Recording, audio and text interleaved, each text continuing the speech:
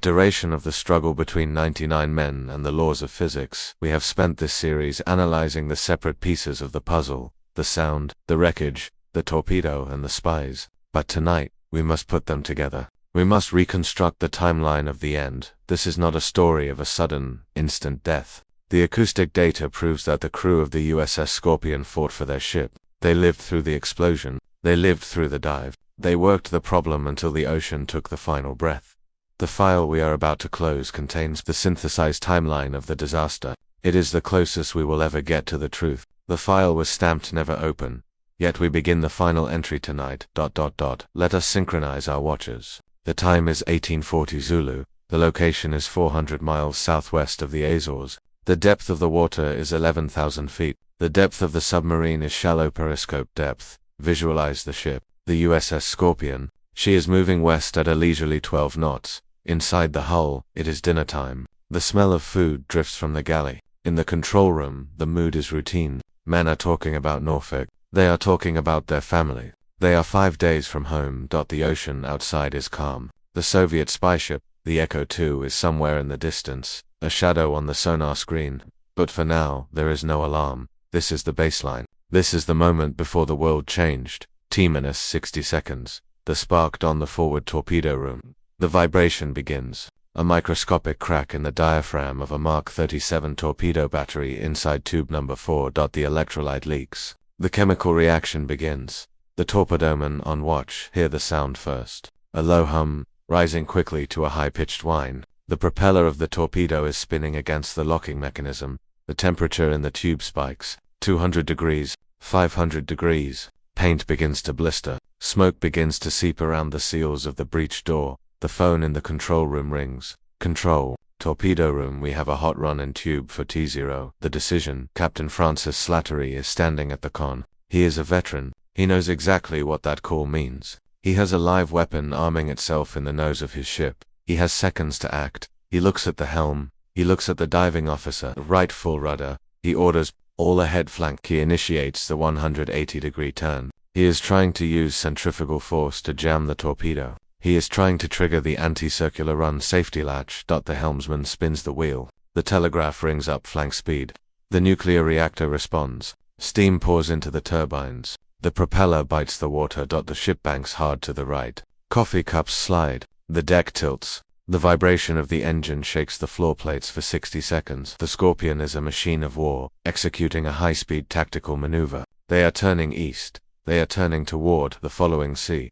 The crew is holding on. They are waiting for the thump of the torpedo being jettisoned, but the thump never comes. T plus 60 seconds. The detonation, the first bang, the turn is complete. The ship is heading 090 degrees east. But the heat in tube 4 has reached critical mass. The high explosive charge in the warhead cooks off. Crack. It is not a nuclear explosion, but it is a massive conventional blast. It blows the outer door of the torpedo tube into the Atlantic. It blows the inner door into the torpedo room. The shockwave rips through the forward compartment. It kills the men in the torpedo room instantly. It destroys the lighting systems. The bow of the submarine is now open to the sea. Water enters at 400 pounds per square inch. It is a solid wall of force. It smashes through the bulkheads. It adds tons of weight to the front of the ship in a fraction of a second.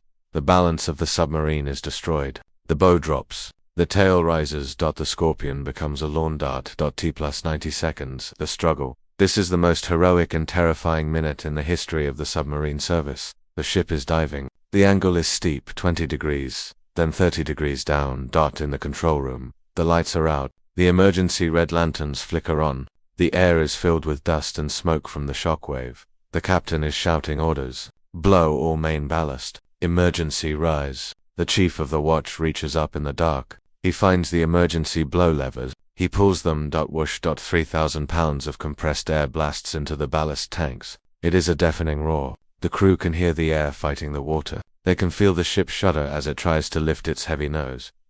In the engine room, the throttleman feels the angle. He knows the ship is dying, but he doesn't shut down the reactor. He keeps the throttle wide open. He pushes the engines to their breaking point, trying to drive the ship to the surface. The propeller is screaming. The plainsmen are pulling back on the yokes. For a few seconds it almost works. The descent slows. The ship fights the gravity. but the hole in the bow is too big. The water is coming in too fast. The depth gauge spins. 800 feet, 1,000 feet, 1,200 feet. The hull begins to talk. The steel ribs, under immense pressure, begin to groan. It is a screeching, metallic sound. The singing of the hull. The crew knows this sound. It is the sound of the limit. T plus 150 seconds. The realization. The ship passes 1,500 feet. The emergency blow has failed. The engines cannot overcome the weight. The angle increases. The ship begins to spiral. The corkscrew effect begins. Inside the control room, gravity is distorted. Men are hanging onto the periscope stand. They are standing on the bulkheads. The messenger buoy lever is within reach, but no one pulls it. They are still fighting. They are still trying to fly the ship. The sonar operators, still at their stations, hear the groaning of the steel getting louder. The general alarm is still bonging. Bong, bong, bong, bong. And then, the batteries spill. The lights go out completely. Total darkness. The only sound is the rushing water and the screaming steel. T plus 190 seconds. The implosion. The second bang. The depth gauge passes 1,900 feet. The hull is now supporting 900 pounds of pressure on every square inch. The yield strength of HY80 steel is exceeded. It happens faster than the brain can process. The stern section, which is still filled with air, collapses. The hull telescopes. The sea rushes in at supersonic speed. The air inside is compressed until it ignites. For 1 millisecond, the pressure hull becomes a diesel engine. Boom. The sound travels across the ocean. It hits the SOSUS sensors. It hits the hull of the Soviet spy ship. And then ... silence. The physics are resolved. The biology is gone. The Scorpion is no longer a ship. It is debris. The pieces drift down. The heavy engines, the reactor, the shoes, the letters, the photographs, they fall for 20 minutes through the dark water until they hit the bottom of Sector 44 Bravo. The dust settles. The mud swallows the heavy pieces. And the Atlantic Ocean returns to its business. The timeline ends there. But the story does not. In the days that followed, the families stood on the pier. The Navy launched the search. The cover-up began. The hot run was erased from the record. The Soviet ship was redacted. The 190 seconds of struggle were compressed into a single line, lost at sea. But why does this story haunt us? Why do we keep opening this file? Because the Scorpion represents the ultimate modern fear. It is the fear of the machine turning against us. It is the fear of the glitch. These men were masters of technology. They were the elite. And yet, a 50-cent piece of plastic in a battery killed them. It reminds us that no matter how advanced we become, we are still fragile organic creatures, living in a world of hard physics. The legacy of the Scorpion is written in safety protocols. Every time a submarine dives today, there are checks and balances that exist because of hole number 589. The SubSafe program is their monument. It ensures that no other crew has to fight that battle again. But for the 99 men, the patrol never ended. They are still down there. The cold preserves them. The darkness protects them in the quiet culture of the submarine service. There is a belief that as long as the ship is on the bottom, the watch continues. The officer of the deck is still at the con. The throttle man is still at the maneuver board. They are waiting for orders that will never come. The investigation is complete. We have looked at the evidence. We have listened to the ghosts. Now, it is time to leave them to their rest. Imagine the ocean floor one last time. It is quiet now. The currents are gentle. The silt has settled over the hull, softening the jagged edges of the metal. It is no longer a machine of war. It is a reef. It is part of the geology of the earth. The sounds of the explosion have faded. The echoes have stopped. There is a peace in the deep, a peace that we cannot understand on the surface. It is a place of permanent stillness. Let your mind drift away from the details. Let go of the torpedoes. Let go of the codes. Let go of the conspiracies. Those are things of the waking world, things of noise and conflict. Here, in the archive, there is only the history, and history, once written, is still. The rows of filing cabinets are stretching out before us, disappearing into the shadows. We have placed the Scorpion file back in its box. We have tied the string. We have dusted off the cover. The ink is dry. The secrets are safe. We turn off the desk lamp. Click. The room is dim lit only by the soft blue glow of the server lights. The hum of the archive is a steady, rhythmic lullaby. Thrum. Thrum. It is time to step out of the cold. It is time to return to the warmth of sleep. The ocean is vast, and deep, and full of secrets. But tonight, those secrets are not for us. Tonight, the ocean sleeps. They expected bodies to be recovered, they expected answers, but the order that came from the Pentagon was shocking in its finality. Do not disturb. The Scorpion was not to be raised. It was not to be touched. It was to be declared a military grave and sealed under a layer of bureaucratic concrete. The decision was framed as a matter of respect, but the classified memos suggest it was a matter of containment. If they raised the hull, they would raise the evidence, and the evidence pointed to a truth that Washington was desperate to hide. The file was stamped never open, yet we begin the review tonight. Let us walk through the corridors of power where this decision was made. It is late 1969, the Trieste missions are complete. The photos of the blown-out torpedo room are sitting on the desk of the Chief of Naval Operations. The Navy faces a dilemma. On one hand, there is the subsafe program. To prevent future accidents, you need to know exactly what went wrong. You need to bring the wreckage into a dry dock, dissect it, and analyze the metal. This is standard procedure for plane crashes. It should be standard for submarines. On the other hand, there is the geopolitical reality. If the Scorpion was sunk by a Soviet weapon, raising the hull would reveal the shrapnel. It would be undeniable proof of an act of war. It would force the president to retaliate. If the Scorpion was sunk by a defective American torpedo, raising the hull would reveal the exploded tube. It would prove that the Navy sent 99 men to their deaths in a faulty ship. It would be a PR nightmare, so option 3 was chosen. Silence. The Navy announced that the depth 11,000 feet was too great for salvage. This was a lie at the exact same time. The CIA was planning Project Azure. They were building a massive claw to lift the Soviet submarine K-129 from 16,000 feet. The technology existed, the money existed, the will did not. The official reason given for sealing the site was radiological safety. The Scorpion was new. The S-5W reactor contained a significant amount of uranium. The Navy argued that attempting to move the wreck might crack the reactor vessel. They painted a terrifying picture.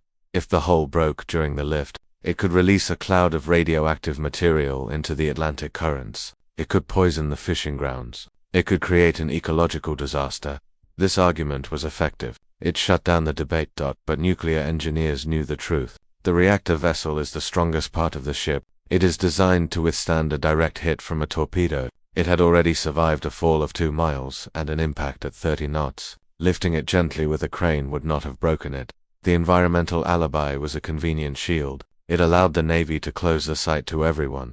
They declared Sector 44 Bravo a restricted zone. No fishing, no dragging, no deep-sea exploration. They effectively erased the Scorpion from the map, but they didn't just leave it. They started a program to monitor it. This program, known as the environmental monitoring of the USS Scorpion, involves revisiting the site every few years. They send down remote-operated vehicles, ROVs, to take samples of the sediment, the water, and the marine life. They are checking for radiation, leaks, but they are also checking for visitors. The monitoring program is a guard duty. The US Navy wants to make sure that no one else visits the Scorpion. They want to ensure that the Soviets or later, the Russians didn't come back to finish the job or steal the code machines. The site is not just a grave. It is a crime scene that is under eternal surveillance. The reports from these monitoring missions are dry. Technical documents. Cobalt-60 levels nominal, cesium-137 levels within background range. But occasionally, the cameras catch something else. In 1986, an expedition commanded by Robert Ballard, the man who found the Titanic, visited the Scorpion. The Navy had secretly hired him. They told the public he was looking for the Titanic, but his real mission was to map the Scorpion and the Thresher. Ballard's cameras revealed that the wreck is changing. The mud is rising. The heavy silt of the abyssal plain is slowly burying the hull. The torpedo room, the site of the explosion, is disappearing under the sediment. The ocean is doing the Navy's work for them. It is hiding the evidence. While the physical wreckage was being buried by mud, the paper wreckage was being buried by reddish. The sealing of the Scorpion involved a massive classification effort. The Court of Inquiry report, completed in 1969, was locked away when portions were finally released in 1993. After the Cold War ended, the families were heartbroken. The report was full of black ink. The names of the acoustic analysts were redacted. The data about the Soviet spy ship was redacted. The photos of the torpedo room were grainy and cropped. The Navy released a conclusion: unknown causes. This phrase is a wall. It is designed to stop questions. But the sealing of the records had a devastating effect on the families. Imagine being the wife of a Scorpion sailor. You are told your husband is a hero. You are given a folded flag, but you are never told how he died. You are never told if he suffered. You are never told why he didn't come home. For 50 years, the families have fought for the release of the unredacted files. They have formed associations. They have petitioned Congress. They want to know about the hot run. They want to know about the double bang. But the Navy holds firm. The argument remains: national security. How can a submarine accident from 1968 still be a threat to national security in 2025? The answer lies in the technology. If the Navy admits that they heard the Scorpion die using the SOS-US network, they have to admit exactly how good SOS-US was. They have to reveal the resolution of their listening devices. Even today, underwater surveillance is a key part of defense. Revealing the acoustic data from the Scorpion might give away the mathematical secrets of how the US tracks submarines today, so the history of 99 men is held hostage by the future of naval warfare. The sealing of the wreckage also involved a gentleman's agreement with the Soviet Union. There is evidence that in the diplomatic back channels of the late 1960s, a deal was cut. The US would not accuse the Soviets of sinking the Scorpion. The Soviets would not accuse the US of sinking the K-129, which had been lost earlier that year. Both sides agreed to bury their dead in silence. It was a cold, pragmatic exchange. The superpowers avoided war by agreeing to forget their losses. The Scorpion became a pawn in a game of détente. This adds a layer of betrayal to the tragedy. The crew didn't just die for their country. They were erased for their country. Today, the USS Scorpion lies in absolute darkness. The pressure at 11,000 feet is constant. The temperature is 39 degrees Fahrenheit. The steel is corroding. Rusticles, formations of rust that look like icicles, hang from the sail. The paint has peeled away, revealing the gray metal underneath. The 7 painted on the sail part of the number 589 is still visible, a ghostly white mark in the gloom. The marine life has moved in. Sea anemones attach themselves to the diving planes. Crabs scuttle across the missile hatches. Life continues, indifferent to the tragedy. But the silence is heavy. When the ROVs visit the site, the pilots speak in whispers. It is a cathedral. There is a tradition in the submarine service called eternal patrol. When a submarine is lost, it is not listed as sunk. It is listed as still on patrol. The logic is that the mission never ended. The watch never stopped. For the families, this is a comfort. But for the historians, it is a frustration.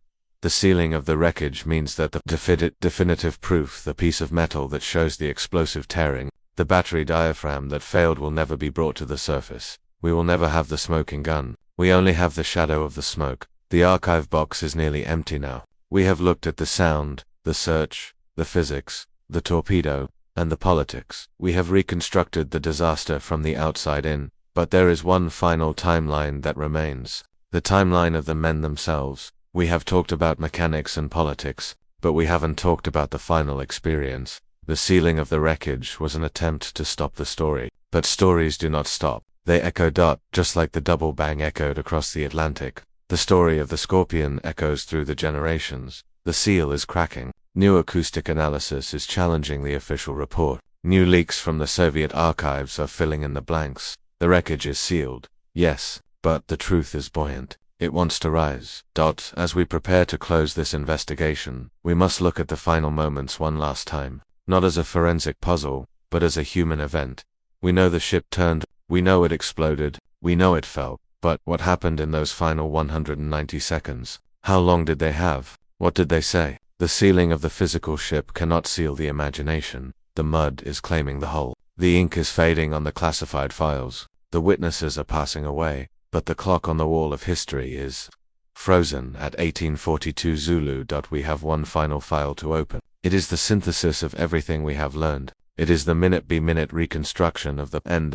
It is the story of the final 3 minutes and 10 seconds of the USS Scorpion. From the first alarm to the final silence, we unlock the final chapter. Unsolved, the final 190 seconds. Time is relative. On the surface of the Earth, 190 seconds is nothing. It is the time it takes to brew a cup of coffee. It is a commercial break. It is a song on the radio.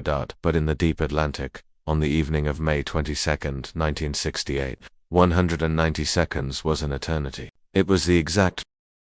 In the deep archives of the United States Navy, there is a recording that was classified top secret for over 25 years. It is not a voice. It is not a code. It is a raw, jagged spike of acoustic energy that represents the exact moment 99 men ceased to exist. On May 22, 1968, at 6:47 p.m. Zulu time, the Atlantic Ocean shuddered. This sound was caught by a secret network of underwater spies system known as SOSUS. To the untrained ear, it sounds like a distortion, a glitch in the magnetic tape. But to the forensic analysts sitting in windowless rooms in Norfolk, Virginia, it was a mathematical impossibility. The data showed an explosion, but the physics didn't match an explosion. The data showed an implosion, but the timing was wrong.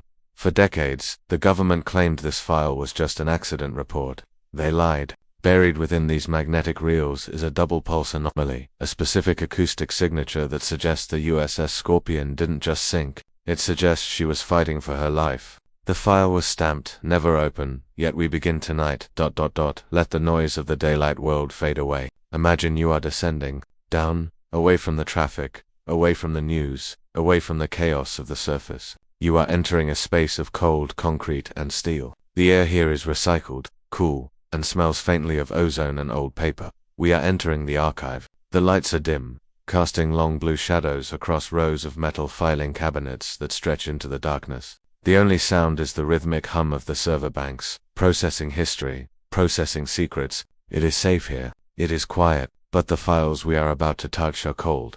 Tonight, we pull a dossier that has been gathering dust since the height of the Cold War.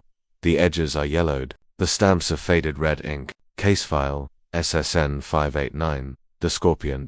As you settle in, let your mind focus on the year 1968, a year of turmoil on land, but in the deep ocean. A year of silence, or so we thought. To understand the mystery of the sound, we must first understand the ear that heard it. In the 1960s, the ocean was not empty, it was a battlefield. But it was a battlefield where the soldiers were invisible, and the weapons made no noise until the very last second. The United States and the Soviet Union were engaged in a deadly game of cat and mouse, played out in the crushing darkness thousands of feet beneath the waves. To track this invisible enemy, the US Navy built something unprecedented. It was called SOSUS, the Sound Surveillance System. Imagine a vast, secret web of hydrophones, supersensitive, underwater. Microphones laid across the floor of the Atlantic Ocean. These cables snaked out from the continental shelf, resting in the deep mud, listening. They listened 24 hours a day, 365 days a year. They listened for the specific, rhythmic thrum-thrum of Soviet diesel engines. They listened for the cavitation of propellers. They listened for the opening of torpedo tubes. The men who operated SOSUS did not sit on ships. They sat in small, secure shore stations, often disguised as oceanographic research centers. They wore headsets and watched pens trace jagged lines on rolling drums of paper. They lived in a world of sound. They knew the difference between a pod of whales migrating off the coast of Iceland and a Russian Echo II-class submarine holding station near the Azores. It was a world of absolute precision. Every sound had a signature. Every sound had a source. But on that Wednesday in May, the pens on the paper drums went wild. The anomaly didn't start with a warning. There was no radio distress call from the Scorpion. The submarine was simply ... gone. 1 minute she was a 3,000-ton vessel of war, moving at speed, filled with specialized technicians, fathers, sons, and secrets. The next minute, she was a ghost. The SOSUS technicians at the station in the Canary Islands were the first to see it. A massive spike in low-frequency energy. It washed over the sensors like a tsunami of noise, then vanished as quickly as it had arrived. They checked their equipment. Was it a sensor malfunction? A tectonic shift? An underwater volcano? They cross-referenced with other stations. Newfoundland had heard it. The station in the Bahamas had heard it. The triangulation was perfect. The sound had originated from a point in the deep Atlantic, far from any shipping lanes, far from any known landmass. It was Sector 40 for Bravo, a place of deep water and silence. The data was boxed up. The tapes were spooled and placed into metal canisters. Couriers with locked briefcases transported them to the Office of Naval Intelligence. There, the acoustic intelligence experts, the ASINs, began their grim work. They played the tape back, not at normal speed, but slowed down, way down. At normal speed, an underwater implosion sounds like a sharp crack. But when you stretch time, when you expand that millisecond of destruction into seconds of analysis, the sound tells a story. The analysts looked at the waveform. It should have been a single, clean collapse. When a submarine hull fails at depth, the ocean rushes in at supersonic speeds. The air inside creates a diesel engine effect, igniting everything instantly. It is a single, brutal event. But the Scorpion tape was different. The analyst saw the first spike, the death of the hull. But then, milliseconds later, a second spike, a bubble pulse. This is where the mystery deepens, and the calm logic of the report begins to fray. A bubble pulse occurs when the energy of an explosion is so great that it pushes the water back, creating a void, which then collapses again. It is the signature of high explosives. Why would a submarine that supposedly suffered a battery failure or a mechanical accident produce the acoustic signature of a warhead detonation? The official report, released months later, would use dry, technical language to dismiss this. They would talk about hydrostatic collapse and structural harmonics. They would try to make the math fit the accident theory.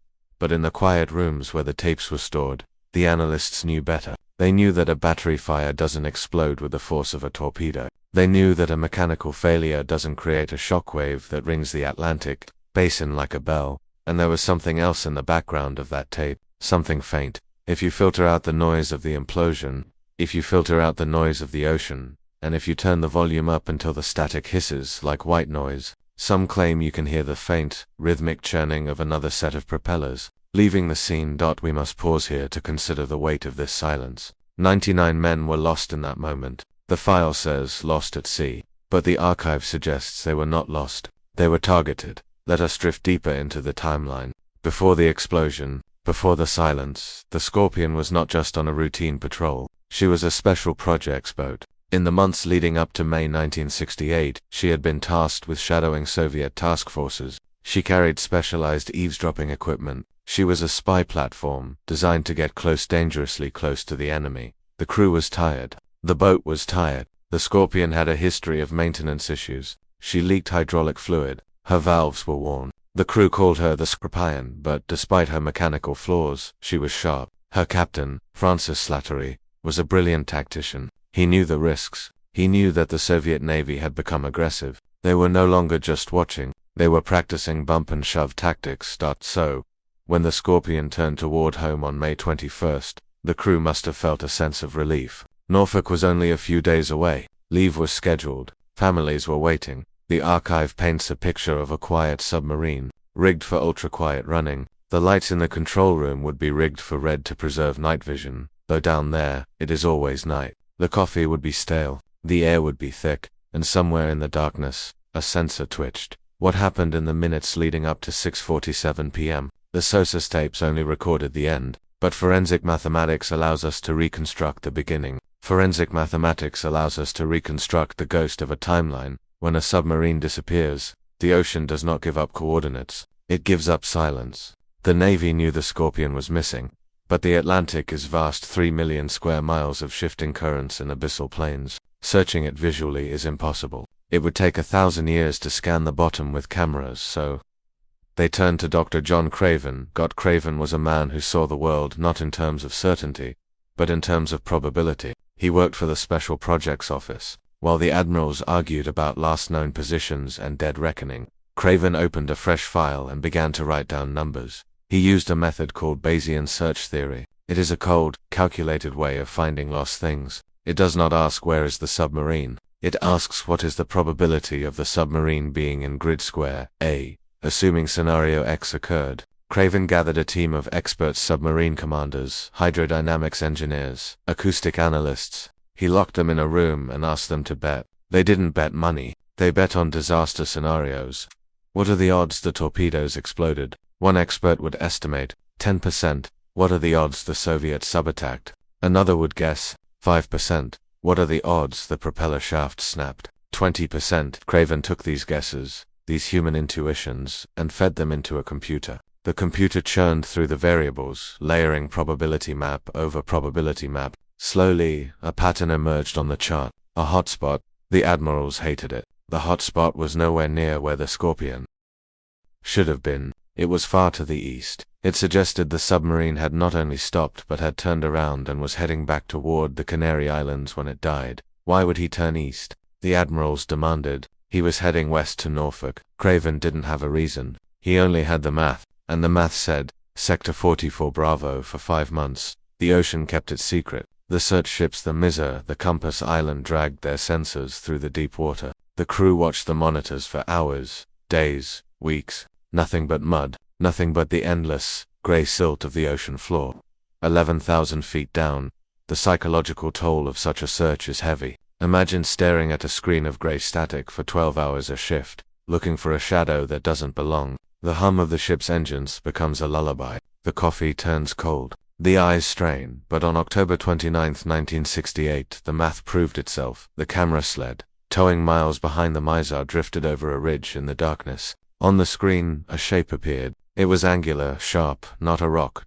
It was the vertical stabilizer of a skipjack-class submarine. The camera drifted further. A whole number appeared, ghostly white against the black paint. 589, the Scorpion. She was resting in a field of debris that looked less like a shipwreck and more like a crime scene. The hull had not just cracked, it had been the pressure at that depth, over 5,000 pounds per square inch, had shoved the aft section of the submarine into the engine room like a piston. The violence of the event was etched into every piece of twisted steel. But as the camera panned over the wreckage, photographing the tragedy in slow, high-contrast black and white, a new question arose. The position of the wreckage confirmed Craven's controversial theory. The Scorpion was facing east. Why would a seasoned captain like Francis Slattery, commanding a nuclear attack submarine, suddenly reverse course in the middle of the Atlantic Ocean? A submarine does not make a U-turn for no reason. A 180-degree turn is a tactical maneuver. It is an evasion, or it is an attempt to disarm a weapon.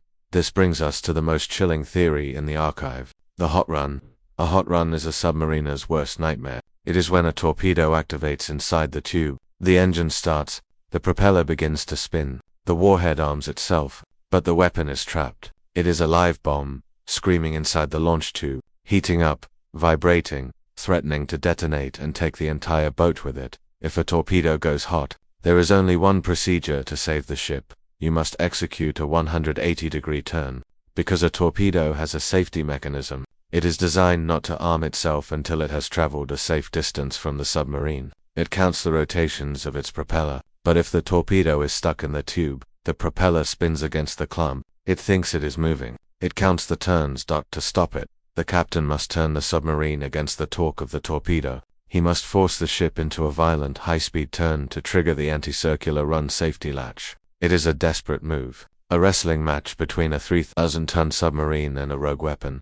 The wreckage suggests Slattery tried to do exactly that. Imagine the scene in the control room. The alarm klaxon is blaring a harsh, rhythmic gong gong gong. The executive officer is shouting headings. The helm is hard over. The deck is tilting steeply as the submarine banks like an airplane, rudder full right. All ahead full. The vibration would be intense, the hull groaning under the stress of the turn. And in the torpedo room, the screeching of the hot run, a mechanical scream getting louder and louder. They were trying to save the ship. They were trying to trigger the safety. But the math of the double pulse sound suggests they failed.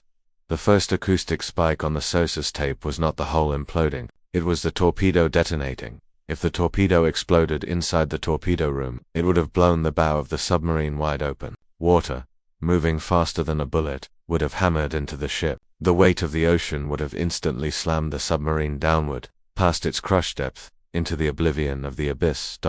But here is where the file gets darker. Here is where the accident theory begins to look like a cover-up, because there is another file. A file that mentions the other ship. The Soviet intelligence trawlers were active in that sector. The SOSUS network had tracked a Soviet ECO-2 class submarine operating erratically in the same grid square just days before. Did the Scorpion turn to fight? Was the hot run actually an attempt to return fire? The US Navy sealed the inquiry. They classified the acoustic tapes. They refused to release the photos of the torpedo room wreckage. In 1993, when some files were finally declassified, huge sections were blacked out, entire paragraphs redacted with thick black ink. What are they hiding? If it was a simple mechanical failure, why the secrecy? Accidents happen. Tragedy is a part of naval history. But secrecy implies intent. Secrecy implies that the truth is dangerous. Some naval historians believe there was a skirmish, a brief, terrifying exchange of fire in the lonely Atlantic. The Scorpion fired. The torpedo malfunctioned.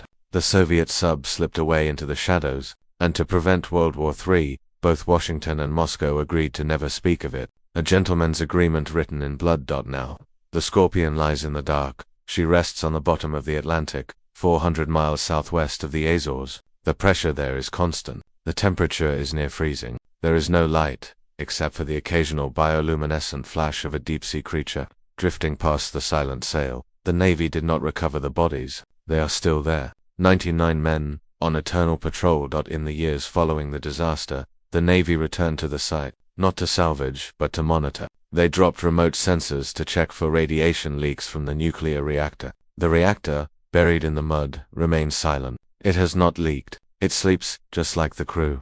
The wreckage has become part of the geology. Rusticles, formations of rust that look like icicles hung from the torn metal. Sea anemones cling to the conning tower. The ocean is slowly reclaiming the machine, but the file remains open in our minds. We return to that sound, the sound that shouldn't exist.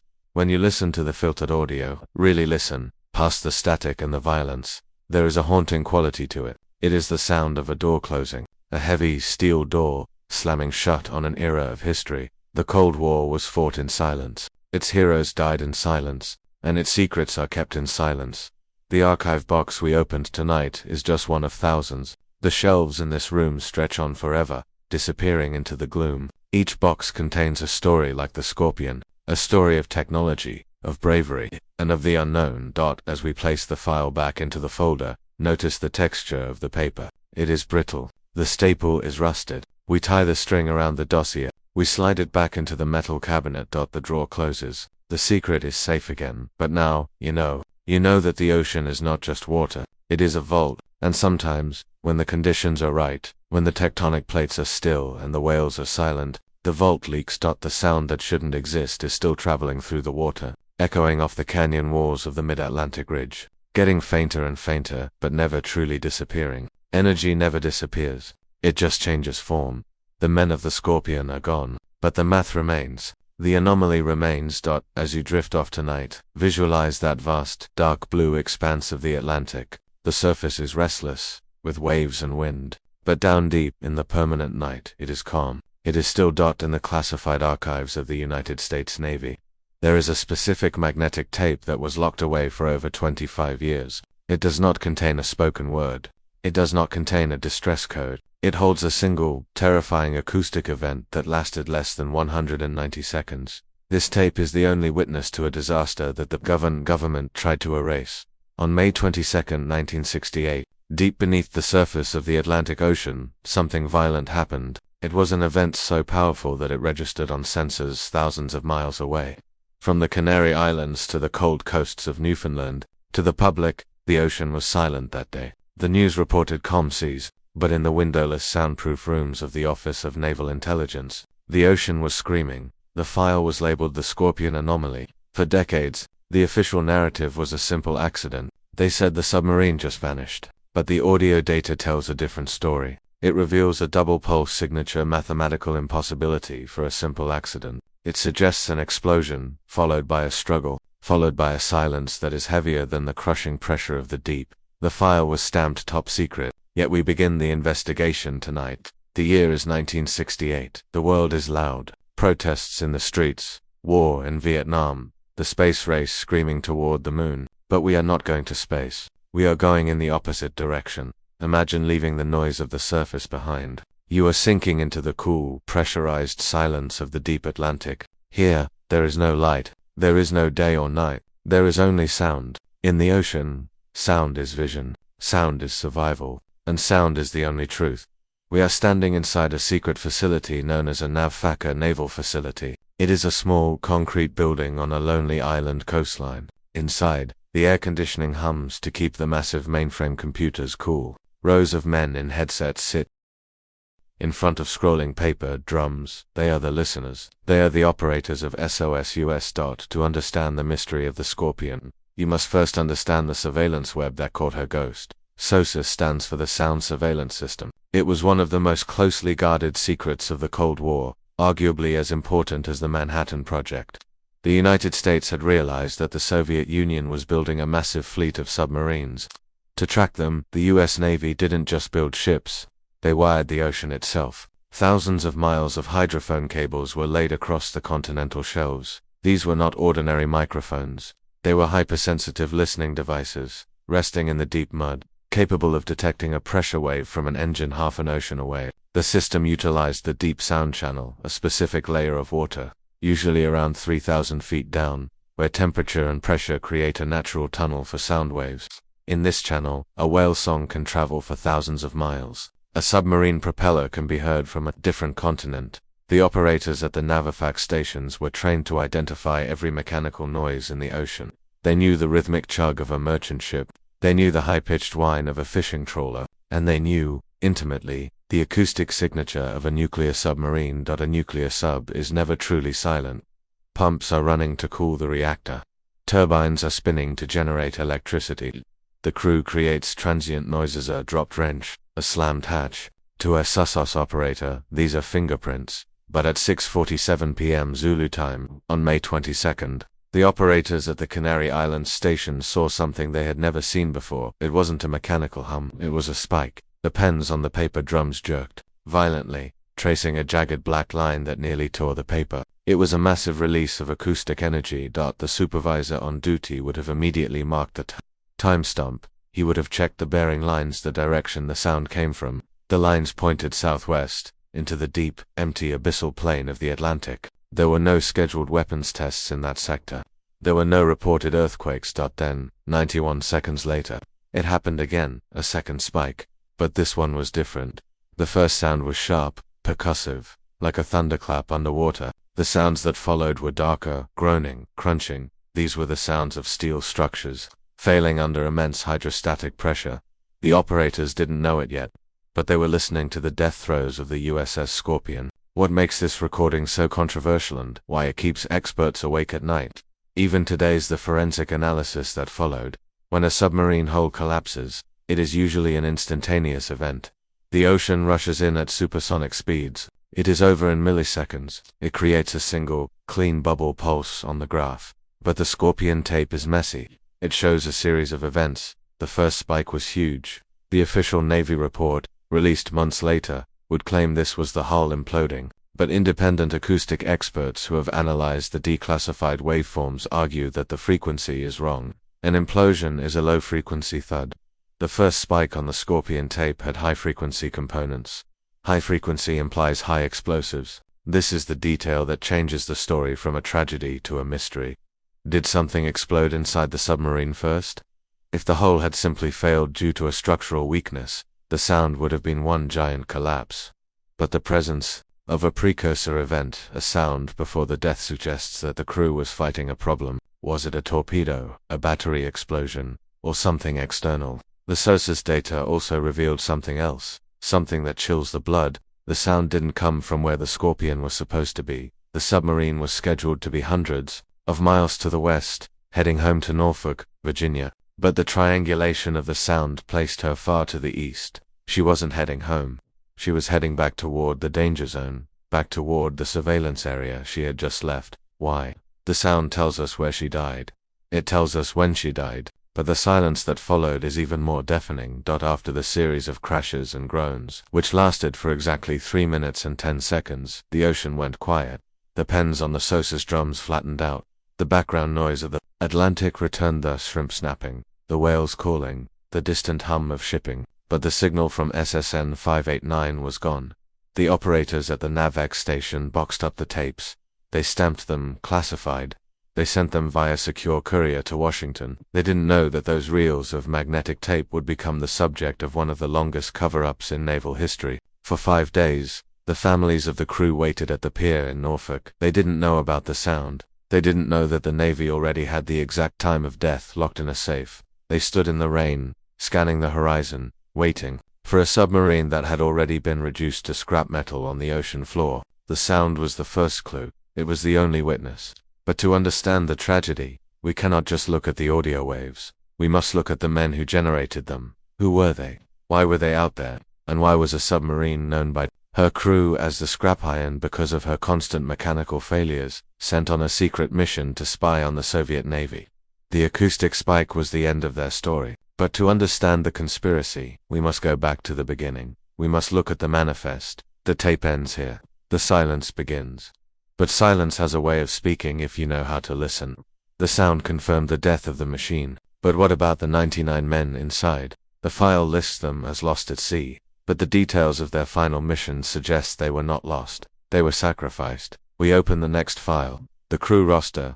In the history of naval warfare, is a specific code that no commander ever wants to hear. It consists of 7 letters: SUBMIS, submissed, submarine missing. That is a declaration that a technologically advanced vessel, worth millions of dollars and carrying nearly 100 highly trained specialists, has simply ceased to communicate. On May 27, 1968, that code was typed out on a secure teletype machine in Norfolk, Virginia. It referred to the USS Scorpion, but the true horror of this file is not the machinery, it is the silence of the men. 99 men were on board hull number 589. They were fathers, husbands, sons, and brothers. They were technicians, reactor operators, sonar experts, and cooks. At 6:47 p.m. on May 22nd, every single one of them stopped existing in the records of the living. There was no final goodbye. There was no radio burst. There was only a sudden, absolute static. The file we are examining tonight contains their names, typed in fading typewriter ink, but it also contains a timeline of errors, assumptions, and a wait-and-see protocol that left these men alone in the dark for 5 days after they had already died. The file was stamped never open, yet we begin tonight. Let the image of the ocean fade for a moment. Instead, visualize a gray, rainy afternoon on a concrete pier. We are in Norfolk, Virginia. The date is Monday, May 27, 1968. The air is thick, with humidity and the smell of diesel fuel and salt water. It is a day of anticipation. The USS Scorpion is scheduled to return home today. Imagine the scene. There are cars parked in rows near the submarine pens, station wagons with wood panels. Women in raincoats holding the hands of small children. They are scanning the horizon, looking past the breakwater, waiting for that distinctive black silhouette to cut through the gray waves. They are holding welcome home signs. The ink is running in the drizzle, but the horizon is empty. Shift your focus now from the pier to the frantic activity inside the command center. The contrast is sharp. Outside there is hope. Inside there is a growing, icy dread. The file on the desk of the commander of the submarine force, Atlantic Fleet, is thin. It contains the movement report for the Scorpion. It shows her last reported position. It shows her expected speed. It shows her arrival time, 13 o'clock hours. 13 o'clock hours passes. The pier is still full of families. 14 o'clock hours passes. The horizon remains empty. The silence in the command center is heavier than the noise. Officers are picking up phones, calling the frantic harbor control. Is she delayed by weather? Did she have a radio failure? By sunset, the families are told to go home. It's just a delay, they are told, standard procedure. But the men giving the orders know that standard procedure for a nuclear submarine does not involve being late. A nuclear submarine is a machine of precision. It does not drift, it does not get lost. If it is late, it is because something has stopped it. To understand why the silence was so deafening, we must look at the culture of the silent service. Submariners live by a different set of rules than the surface navy. Their safety relies on invisibility. They do not broadcast. They do not check in daily. To send a radio message, a submarine must come to periscope depth, raise an antenna, and expose itself to detection. In the height of the Cold War, with Soviet trawlers hunting for American signals, radio silence was not just a rule, it was a shield. The Scorpion was operating under MCON Alpha total emission control. This meant she was electronically black. No radar, no radio, no active sonar. She was a hole in the water. Her last communication had been 6 days earlier, on May 21st. The message was brief, encrypted, and routine. Captain Francis Slattery reported his position, 250 miles southwest of the Azores. He reported his intention to hunt for a Soviet balloon launching vessel in the area. He reported that all systems were nominal. Nominal, it is a word that haunts this archive because, according to the maintenance logs we have pulled from the dusty boxes of the shipyard, the Scorpion was anything but nominal. Let us look at the health record of the ship. This is where the tragedy begins to take shape, long before the explosion. The Scorpion was tired. She had been worked hard. In the months leading up to her disappearance, she had suffered from chronic hydraulic leaks. The crew joked that they needed umbrellas in the control room, because hydraulic fluid would drip from the overhead valves. There were issues with the emergency blow system, the system designed to surface the boat in a crisis. There were issues with the navigational equipment. She was due for a massive overhaul, a complete refit. But the Cold War does not wait for repairs. The schedule was tight. The Soviets were active. So, the Navy applied band-aids to the problems and sent her back out. Captain Slattery knew his boat. He was a seasoned commander, a man of intellect and caution. He knew he was driving a machine that was pushed to its limit. When he sent that final message on May 21st, he estimated his arrival in Norfolk on May 27th.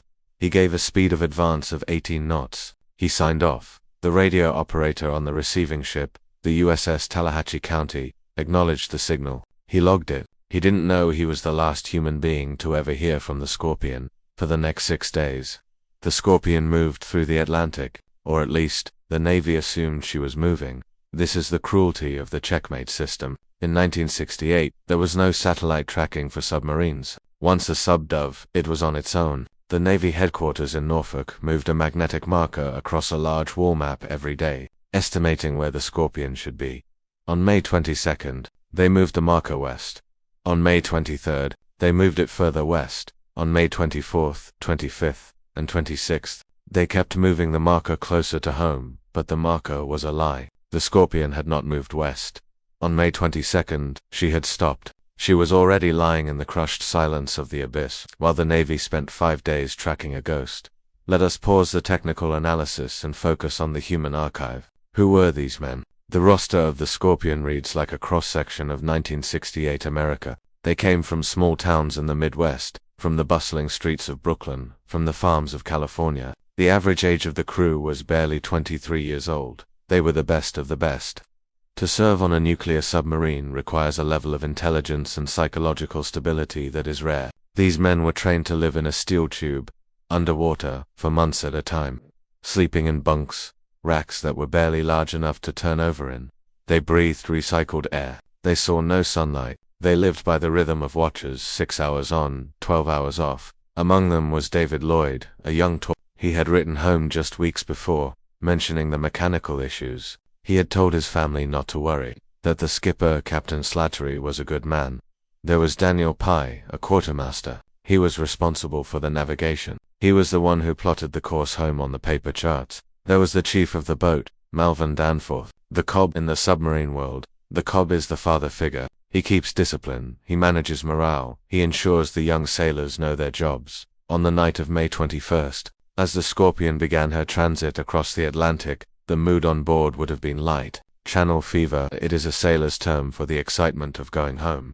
They would be cleaning the boat, field day, scrubbing the decks, polishing the brass, making sure the ship looked perfect for the arrival in Norfolk. Uniforms were being pressed, letters were being packed away. Gifts bought in the Mediterranean, Italian, leather, Spanish lace were being stowed in sea bags. They were 1,500 miles from home. In a nuclear submarine, that is a simple 4-day run. But something interrupted the routine. We must return to the moment of silence. When the arrival time of 1 p.m. on May 27th passed, the families on the pier began to whisper. A delay of an hour is normal. A delay of 4 hours is concerning. A delay of sunset is terrifying. The Navy chaplains were quietly summoned to the base command center. This is always the first sign that hope is lost.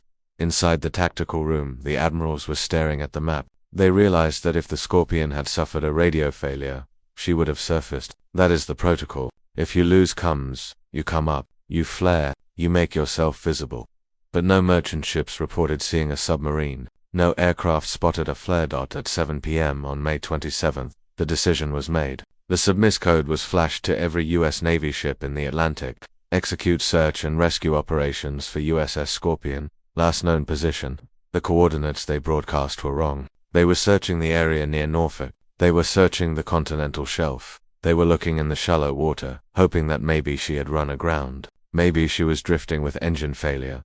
They didn't know yet that they were looking in the wrong ocean. For the families, the night of May 27th was an eternity. They were sent home with vague reassurances, communication difficulties, mechanical delays.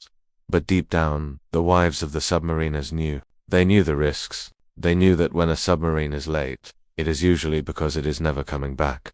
The next morning, May 28th, the story broke in the newspapers. Nuclear soup overview. The public was shocked. This was the space age. We were building rockets to the moon. We had computers. How could a 250-foot-long nuclear-powered warship just vanish? The archive reveals a flurry of classified memos sent during those first 24 hours. The Navy was panicked, not just about the men, but about the technology. The Scorpion carried a nuclear reactor. She carried nuclear torpedoes. If the Soviets had captured her, it would be a catastrophe. If she had defected, it would be a nightmare. But the truth was far colder. While the destroyers and aircraft crisscrossed the waves off the coast of Virginia, the Scorpion was already a tomb. She was resting 11,000 feet down, in absolute darkness, 2,000 miles away. The men inside were not waiting for rescue. The forensic timeline we discussed earlier, the acoustic tape confirms that whatever happened fast. But this brings us to a haunting psychological question found in the psychological profile reports of the crew. If they were fighting a hot-run torpedo, as the evidence suggests, they knew they were in mortal danger for at least 180 seconds. 3 minutes. 3 minutes is a long time to think. In those final moments, as the alarms screamed and the deck tilted, 99 men were doing exactly what they were trained to do. They weren't panicking. The acoustic data shows the ship was maneuvering. That means the helmsman was at the wheel. The diving officer was shouting orders. The engineers were answering bells. They fought to save the ship until the very millisecond the hull collapsed. There is a nobility in that silence, but there is also a deep, lingering anger in the files of the families. Why were they there? The original mission had been to come straight home, but a classified order, sent mid-transit, changed their course. They were diverted. They were told to investigate a Soviet flotilla near the Canary Islands. This deviation from the plan is what put them in the path of the anomaly. If they had stayed on their original course, they would have been safe. They would have been home. The order to divert came from the highest levels of naval command. It was a risk calculation. The intelligence on the Soviet ships was deemed more valuable than the mechanical safety of the submarine. This risk versus reward calculation is cold. It is mathematical, and it costs 99 lives. By June 5th, hope had officially run out. The submarine missing code was upgraded to sunk. Submarine sunk. A press conference was held. The chief of naval operations stood before a room of reporters and cameras. His face was grim. He announced that the USS Scorpion was presumed lost with all hands. He did not mention the acoustic spike. He did not mention the SOSUS data. He did not mention the Soviet spy ship. He simply said the ocean is vast, and the ocean is dangerous. A memorial service was held. Wreaths were tossed into the grey Atlantic water. Taps was played. But for the scientists and the intelligence officers, the file was not closed. It was just opening. Declaring the ship sunk was a formality. Finding it was a necessity. The Navy could not leave a nuclear reactor sitting on the sea floor without knowing where it was. They couldn't leave the cryptographic machines, the codebooks, and the classified torpedoes unsecured. And so, the largest oceanographic manhunt in history began. But where do you look? The Atlantic Ocean is not a flat plain. It is a landscape of underwater mountains, canyons deeper than the Grand Canyon, and valleys filled with silt that can swallow a ship whole, without the SOSUS data. The search area was the size of Europe. This is where the story shifts from the tragedy of the lost men to the intellectual brilliance of the search. It shifts from the emotional weight of the families to the cold, hard logic of Dr. John Craven. The file we pull next is filled with charts. It is filled with grid squares. It is filled with gambling theory. How do you use a theorem designed for casino games to find a sunken submarine? The Navy had the what, the acoustic sound. Now they needed the where. The sound gave them a clue, but the ocean currents, the depth, and the drift of the falling wreckage created a chaotic puzzle. If the submarine exploded at the surface, the debris could have drifted for miles before hitting the bottom. If it exploded at depth, it would be concentrated. The experts argued. The map was blank. But one man picked up a pencil and drew a small box on the chart. A box that everyone else said was impossible. The men were gone. The silence was absolute. But the mathematics of their disappearance left a trail. To find the tomb of the Scorpion, the Navy would have to ignore the traditional search methods and trust a radical new theory. They would have to bet against their own instincts. We leave the grieving families on the pier, and we board the research ship Mizar. We are heading into the unknown. We are heading to Sector 44 Bravo. How do you find a single piece of steel, barely 30 feet wide, hidden in an area of darkness larger than the continent of Europe? This was the question facing the United States Navy in June of 1968. The Atlantic Ocean is not just water. It is a chaotic system of currents, thermal layers, and abyssal canyons. To find a lost nuclear submarine in this void is statistically impossible. Traditional search methods looking for oil slicks, looking for debris had failed. The ocean had swallowed the USS Scorpion whole, but in a small, smoke-filled office in Washington, D.C., a man named Dr. John Craven decided to stop looking at the ocean and start looking at the numbers. He proposed a radical, classified method that had never been used to find a shipwreck before. It was called Bayesian search theory. It was not based on hard evidence. It was based on gambling. It was based on betting on the probability of disaster. The file on this search method is filled with complex equations, probability curves, and arguments between admirals and mathematicians. It was a search for the truth, conducted entirely in the abstract, before a single ship set sail. The file was stamped "Never Open," yet we begin tonight. Let the vastness of the ocean recede for a moment. Instead, bring your mind into a room. It is a conference room. The walls are lined with chalkboard. The air is stale with cigarette smoke and the smell of hot coffee. The lighting is fluorescent, casting a harsh hum over the table. On the table is a map. It is a chart of the Atlantic Ocean, but it is covered in a grid. Hundreds of small squares, each representing miles of open water. This is where the hunt begins. Not with a sonar ping, but with a grid. We are entering the world of Sector 44 Bravo. The search for the Scorpion was unique in naval history because the searchers admitted from day one that they knew nothing. They didn't know why the sub sank. They didn't know where it sank. The only thing they had was the acoustic anomaly, that terrifying sound reanalyzed in the first file, but the sound was imprecise. It gave a general area, but that area was thousands of square miles wide. It was deep water, over 11,000 feet. At that depth there is no light. The pressure is enough to crush a human instantly. You cannot send divers. You cannot send ordinary submarines. The Navy was paralyzed. They had ships crisscrossing the surface, looking for floating debris, but they found nothing. The Atlantic is rough. Storms wash away evidence in hours. Enter Dr. John Craven. Dr. Craven was the chief scientist of the Navy's Special Projects Office. He was a man who wore thick glasses and thought in algorithms. While the admirals were shouting orders, Craven was quiet. He understood that the human brain is bad at searching. Humans are biased. Humans look where they want the object to be, not where it is. He proposed a new approach. He would use Bayesian probability. This is a concept that dates back to the 18th century. Named after a statistician named Thomas Bayes. In simple terms, it is a way of updating the probability of a hypothesis as more evidence becomes available. But Craven didn't have evidence. He had theories. So he did something extraordinary. He turned the search for the dead submarine into a casino game. He gathered a group of experts in a room. Submarine commanders, torpedo engineers, navigational experts, and acoustic analysts. He gave them a bottle of Chivas Regal whiskey to loosen their tongues. And then he asked them to bet. He didn't ask them, "Where is the Scorpion?" He asked them, "What happened to the Scorpion?" He created scenarios. Scenario 1, the Russians attacked. Scenario 2, a battery explosion.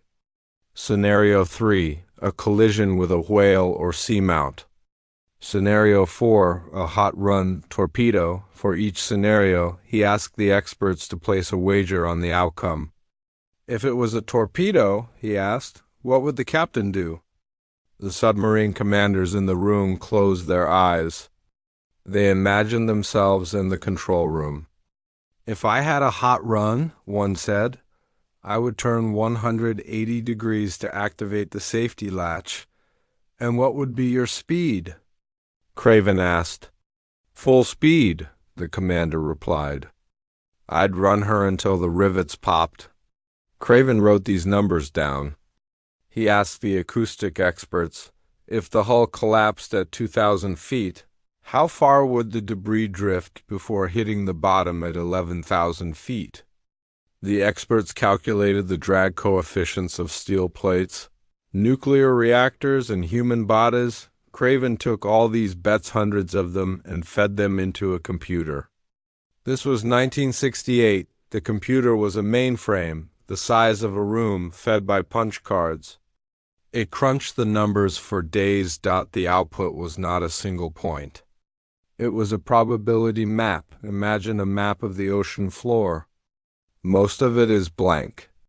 But in certain grid squares, the computer drew contour lines, like a weather map showing a storm. The hottest probability was in a specific sector 44 Bravo. The admirals looked at the map and shook their heads. "Impossible," they said.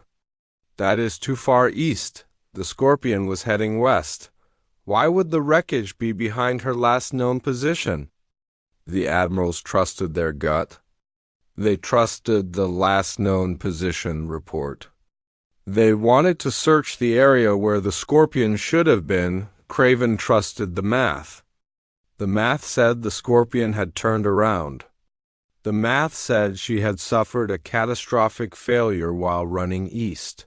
The math said the wreckage was in a place that made no tactical sense, but in the deep ocean, logic often dies before the ship does. Craven fought for his grid. He argued that searching the logical place was a waste of time. He wanted to search the mathematical place. Eventually, the Navy agreed. They assigned a ship to the task, but this was not a warship.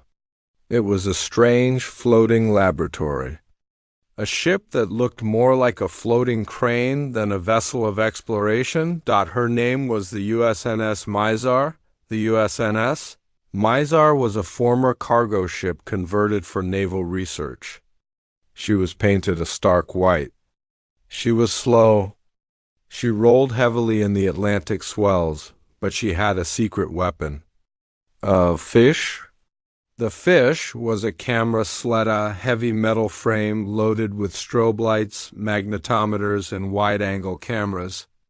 It was designed to be towed miles behind the ship, hovering just a few feet above the ocean floor. This brings us to the physical reality of the search. The math was done. The grid was drawn. Now, the human labor began. Imagine standing on the deck of the Mizar. You are 400 miles from the nearest land, the Azores. The ocean is a slate-gray wilderness. The wind is constant. The crew of the Mizar worked in shifts. Their job was to lower the sled through 2 miles of water.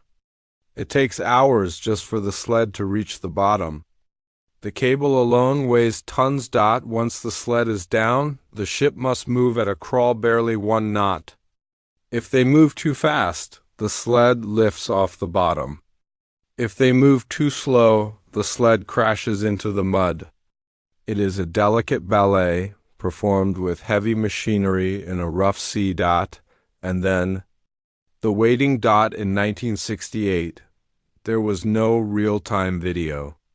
The cameras on the sled took photographs on 35mm film. Thousands of photographs, but you couldn't see them instantly. The sled had to be hauled back up, a 4-hour process. The film had to be taken to a darkroom on the ship. It had to be developed. The scientists would gather around the light tables, smelling the chemicals of the darkroom, looking at frame after frame of ... nothing. Mud. More mud. A starfish, mud. They did this for weeks. They were mowing the lawn, driving the ship back and forth across Craven's grid squares. The psychological toll was immense. Every time the sled came up, the crew hoped to see a submarine. But every time the film showed only the empty, barren desert of the abyssal plain, the skeptics began to get loud. The admirals in Washington messaged the ship, "Are you sure about the coordinates? Maybe she is further north. Maybe the acoustic data was wrong." Craven held firm. "Trust the grid," he said. "The math does not lie. But the ocean does lie. The ocean hides things. Let us look at the environment of Sector 44 Bravo. The depth here is approximately 3,000 meters, roughly 10,000 to 11,000 feet. At this depth, the water temperature is near freezing. There is no sunlight. The pressure is over 300 atmospheres. The floor is covered in globigerina ooze, a thick, soft layer of microscopic sediment that has been falling like snow for millions of years. It is soft enough to swallow heavy objects. If the Scorpion had hit the bottom intact, she might have buried herself, but Craven's theory suggested she didn't hit intact. The hot run theory, the idea that a torpedo exploded, meant the ship would have been shredded. There should be debris. The search team refined the grid.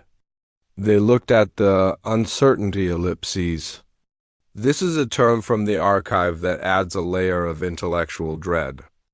An uncertainty ellipse is a shape on the map that defines the margin of error.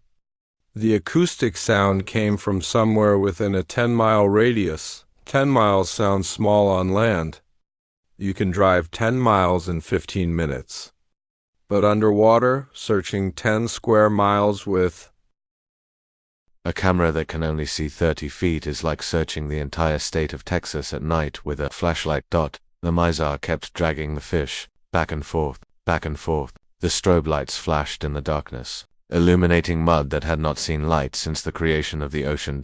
June turned to July. July turned to August. The families back in Norfolk had stopped waiting at the pier. The memorial services were over. The world was moving on. The Scorpion was becoming a memory. But on the Mizar, the obsession grew. The scientists began to see patterns in the mud. Was that a track? Was that a piece of metal? No, just a rock formation.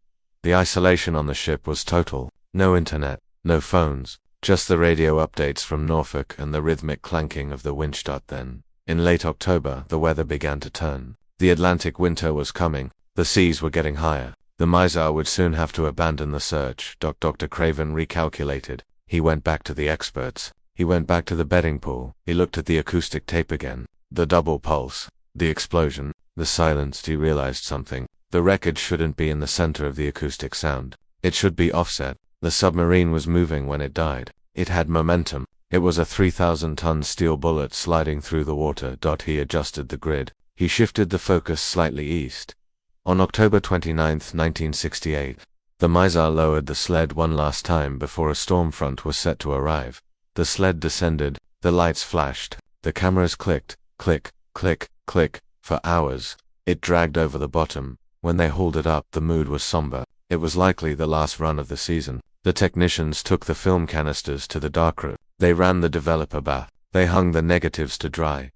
A young analyst picked up a magnifying loupe. He leaned over the light table. Frame 10,402, mud. Frame 10,403, mud. Frame 10,404, something sharp. He blinked. Nature does not make sharp angles. Nature makes curves. Rocks are round. Current ripples are wavy. This object was angular. It was metallic. It cast a long, unnatural shadow across the ooze. He called the senior scientist. Look at this. They scrolled to the next frame. Frame 10,405. There, resting in the silence of the deep, was a piece of metal. It was twisted, torn, and coated in a fine layer of silt. But it was unmistakably man-made. It was a piece of the Scorpion's hull. The discovery of the first piece of debris did not bring joy. It brought a heavy, suffocating silence to the rooms of the Mizar. Until that moment, there was a tiny, irrational spark of hope. Maybe they were wrong. Maybe the sub was stranded on a sea. Maybe the crew was somehow alive, waiting in an air pocket. But the piece of metal on the film confirmed the physics. The implosion had been violent. The ship was destroyed. The Mizar circled back. They tightened the grid. They focused all their cameras on that specific coordinate. This is where the genius of Craven's Bayesian theory was proven. The wreckage was found exactly where the hot run scenario predicted it would be. It was not where the admirals thought. It was not where the last known position suggested. It was in the mathematical hotspot. The ghost had been found by an algorithm. As the Mizar made more passes, more images emerged from the darkroom. The pictures were nightmares frozen in time. They found a shoe, a standard-issue Navy shoe, lying perfectly upright on the bottom. As if waiting for a sailor to step into it, they found a bottle of cleaning fluid, intact. The pressure had crushed the steel hull of the submarine, but a plastic bottle had survived. The physics of the deep are strange and merciful in cruel ways. And then they found the main wreckage. The photos revealed the tragedy in sections. The tail section of the submarine, the stern, was telescoped. It had been shoved forward into the engine room. This confirmed the direction of the impact. The submarine had hit the bottom tail first, sliding backward. This was a crucial detail. It meant the submarine had lost propulsion near the surface and drifted down, stern first, like a falling arrow. But the front of the ship, that was a different story. The bow was separated. It was blown open. The photos of the bow section are the most classified. They show the torpedo room, or what was left of it. The steel was peeled back like the skin of a banana. This was not just water pressure. This was an internal, explosive event. The camera sled drifted over the sail, the tower of the submarine. It was lying on its side. The periscopes were retracted. The bridge hatch was closed. The number 589 was visible on the side. The search was over. The grid had resolved into a graveyard, but finding the ship was only the first step. The images raised more questions than they answered. If the hull imploded from pressure, why was the torpedo room blown out? Why was the submarine facing east? And most importantly, where were the torpedoes? The Scorpion carried Mark 37 torpedoes. Some were conventional some were nuclear. A nuclear torpedo warhead is a device of immense power. It contains plutonium. The photos showed the torpedo tubes were open, not fired, but broken open. Did a torpedo explode inside the tube? The hot run scenario, the one the experts had bet on in the smoky room, suddenly looked like the truth. The mathematical model had predicted a struggle. It predicted a 180-degree turn. It predicted a detonation, and there, 11,000 feet down, lay the proof. The ship was twisted in a way that perfectly matched a high-speed turn, followed by an internal catastrophe. The Mizar catalogued thousands of images. They mapped the debris field inch by inch. They created a mosaic of the wreck. It was a picture of a crime scene, but the perpetrator was missing.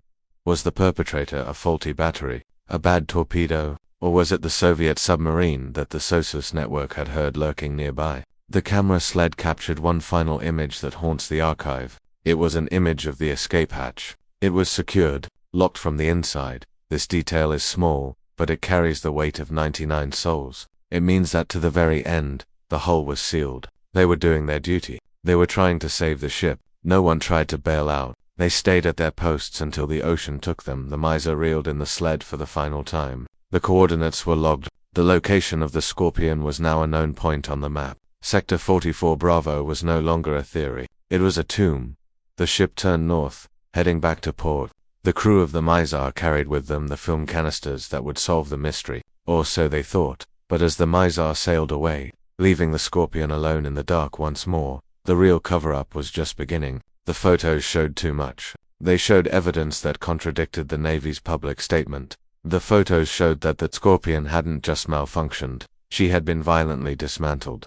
The grid had delivered the wreckage. The math had found the needle. But now eyes were needed to understand what the math had found. The grainy black and white photos were enough to confirm the identity of the ship, but they weren't enough to explain the cause. To find the truth, the Navy would need to go back, not with a camera sled, but with a vehicle that could carry men. They would need to send humans down to the crushing depths of 11,000 feet to look the Bell Scorpion in the face.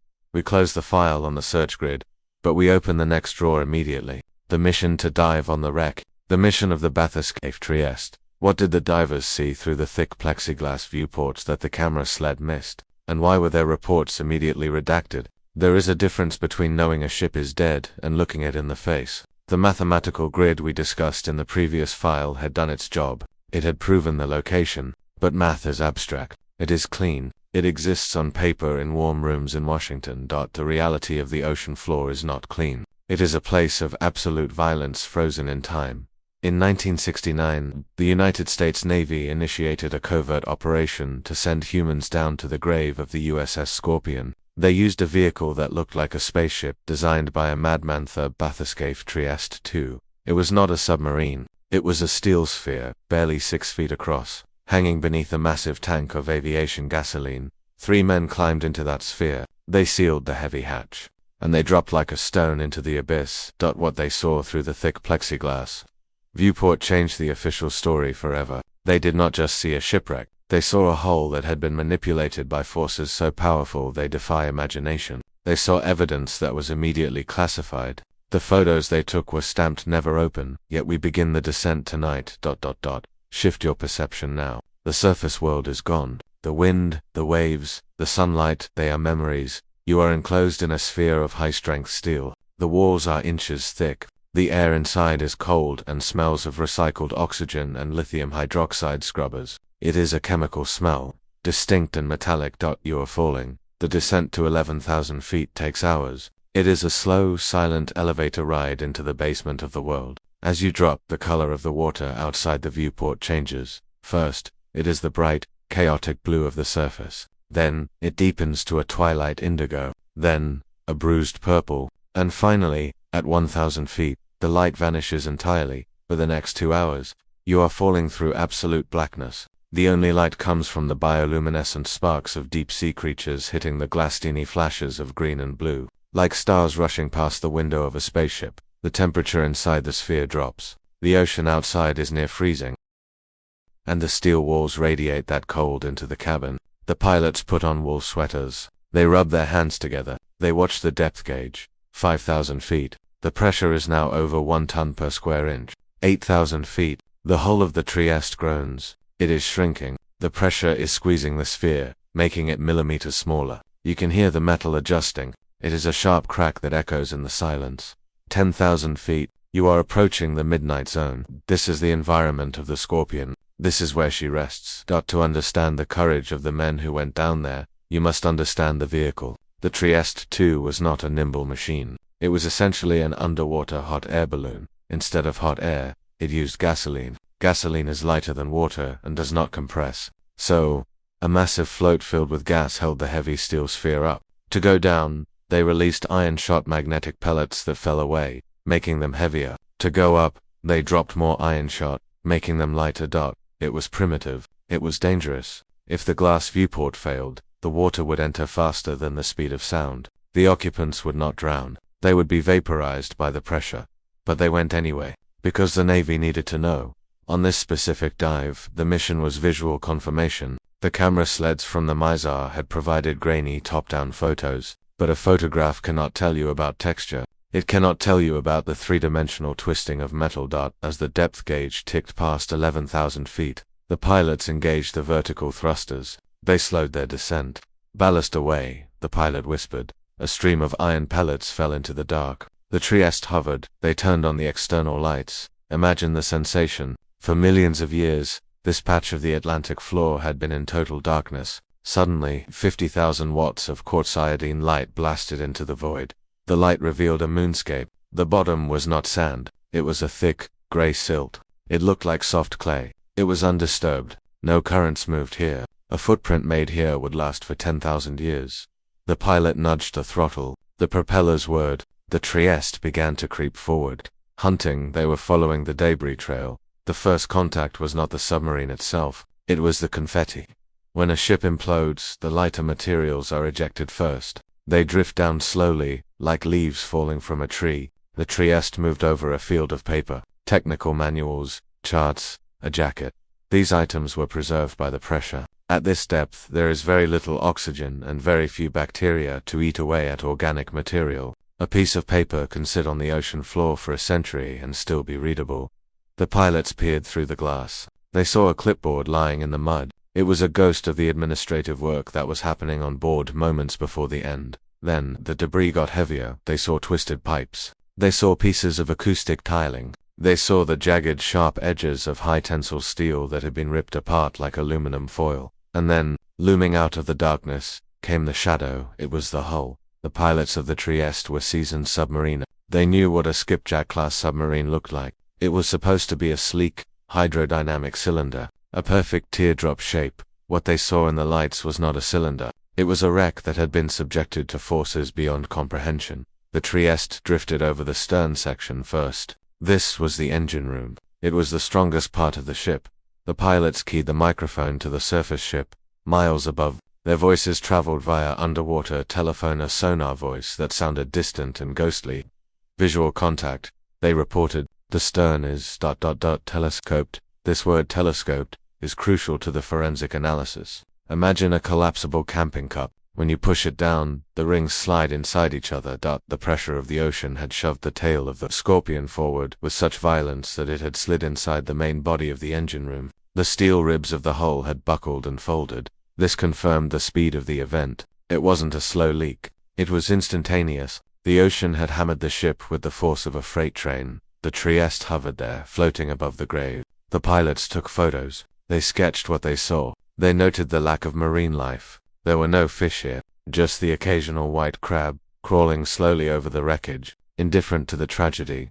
But as they moved forward toward the bow, the story changed. The debris field of the Scorpion is not a random scattering. It is a map of destruction that as the Trieste moved from the stern to the bow, the pilots noticed a distinct separation. The submarine was not in one piece. It was broken into three major sections: the stern engine room, the sail, the conning tower, the bow, the torpedo room and operations compartment. This separation is the key to the mystery. A submarine hull is incredibly strong. To snap it into three pieces requires a specific sequence of events. The Trieste drifted toward the bow section. This is where the crew lived. This is where the control room was. This is where the torpedoes were stored.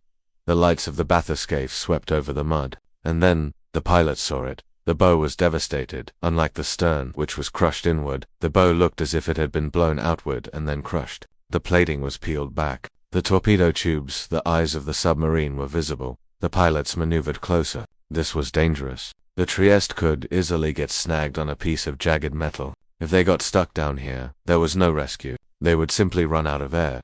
But they had to see the tubes. They steered the sphere until they were staring directly into the muzzle of the submarine. The torpedo tubes were open, not just the outer doors, but the tubes themselves seemed to have been dislodged. The surrounding metal was scorched and twisted. The pilot's voice on the tape is quiet. It looks like internal detonation. This observation was dangerous to the Navy's narrative. The official story was going to be a battery failure. But batteries do not peel back to inches of HY-80 steel. Batteries do not blow the nose off a submarine. High explosives do that. The Trieste continued its survey. They found the sail, the tall tower that sits atop the submarine. It had been ripped clean off the hull. It lay on its side in the mud, looking like a fallen monolith. The periscopes were retracted. The radar masts were down. This confirmed that the Scorpion was running deep when she died. She was not at the surface. She was hiding, but there was one detail on the sail that caused a chill in the command center when the photos were developed. The running lights. Submarines have navigation lights, just like surface ships. Red for port, green for starboard. They are only used when the submarine is on the surface at night. To avoid collisions, the wreckage analysis showed that the running light fixtures were smashed. But the switch inside the control room debris, was it set to on or off? The debris was too scrambled to tell. But the most haunting discovery was the messenger buoy.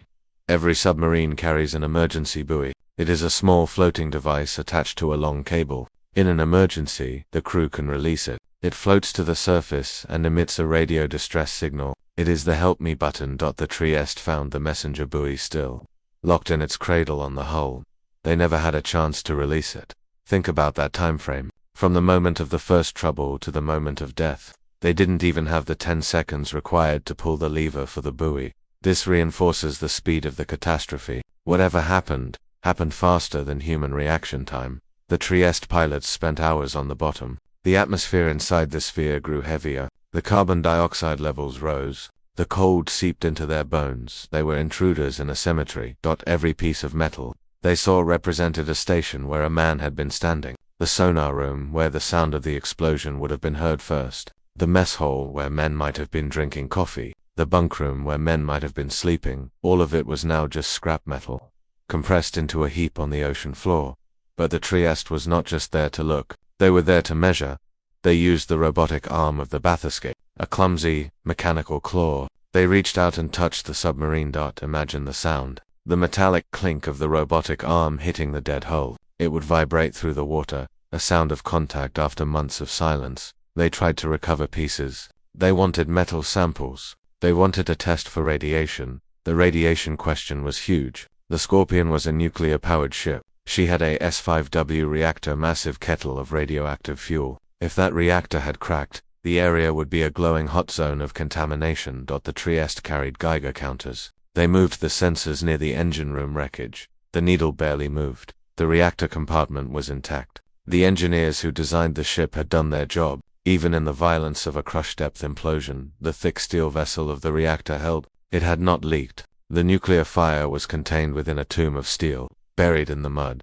This was a relief to the Navy, but it deepened the mystery. If the reactor didn't explode, and the batteries didn't explode, what blew the bow apart? The pilots turned the Trieste around. They were running low on battery power. The lights were dimming. As they prepared to drop the ballast and ascend, they took one last look at the debris field. They noticed the layout again, the energy distribution.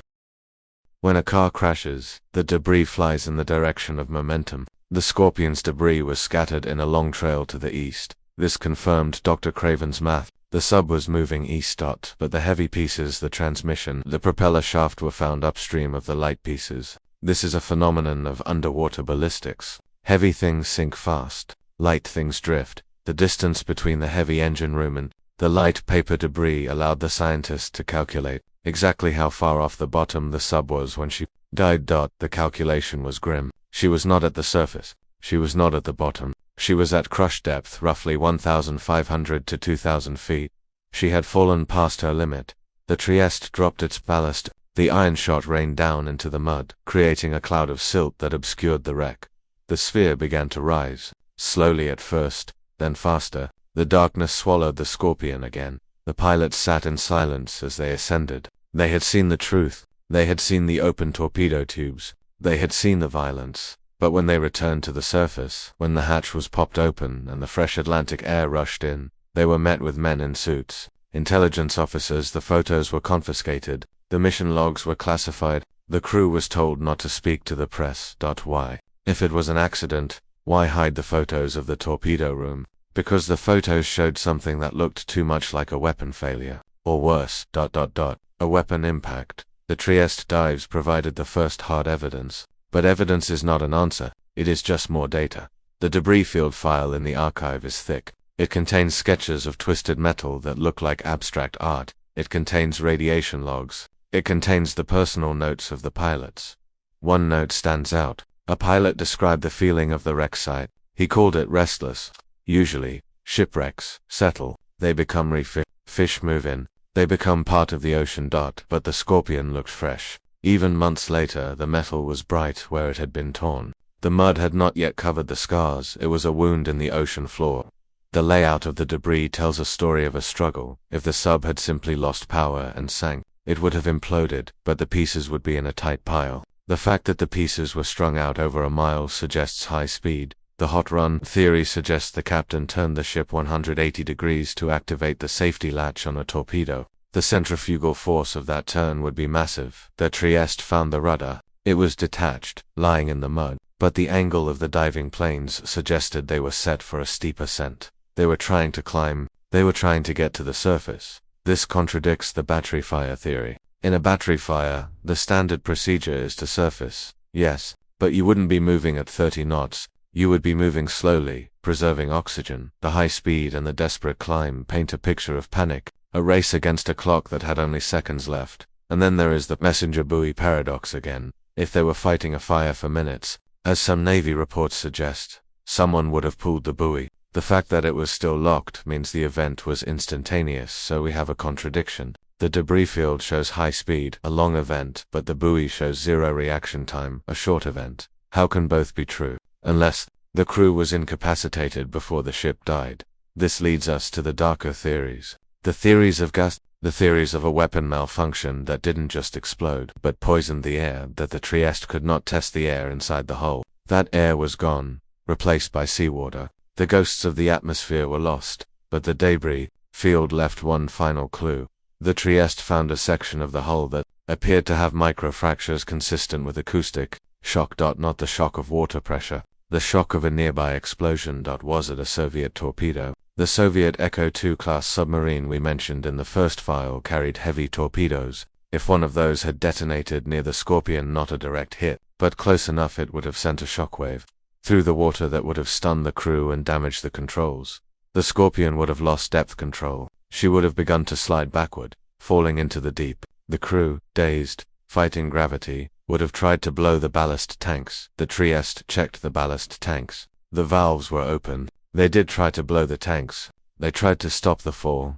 But the ocean is heavy. Once a submarine passes a certain depth, the pumps cannot fight the pressure. The water coming in is stronger than the air pushing out. The pilots of the Trieste witnessed the result of that equation. They saw the final resting place of 99 men who fought physics and lost. As the Trieste reached the surface, the sun was setting. The pilots climbed out, exhausted. They had touched the bottom of the world, but the file they generated, the Trieste survey report, was not released to the families. The families were told the sub was lost due to unknown causes.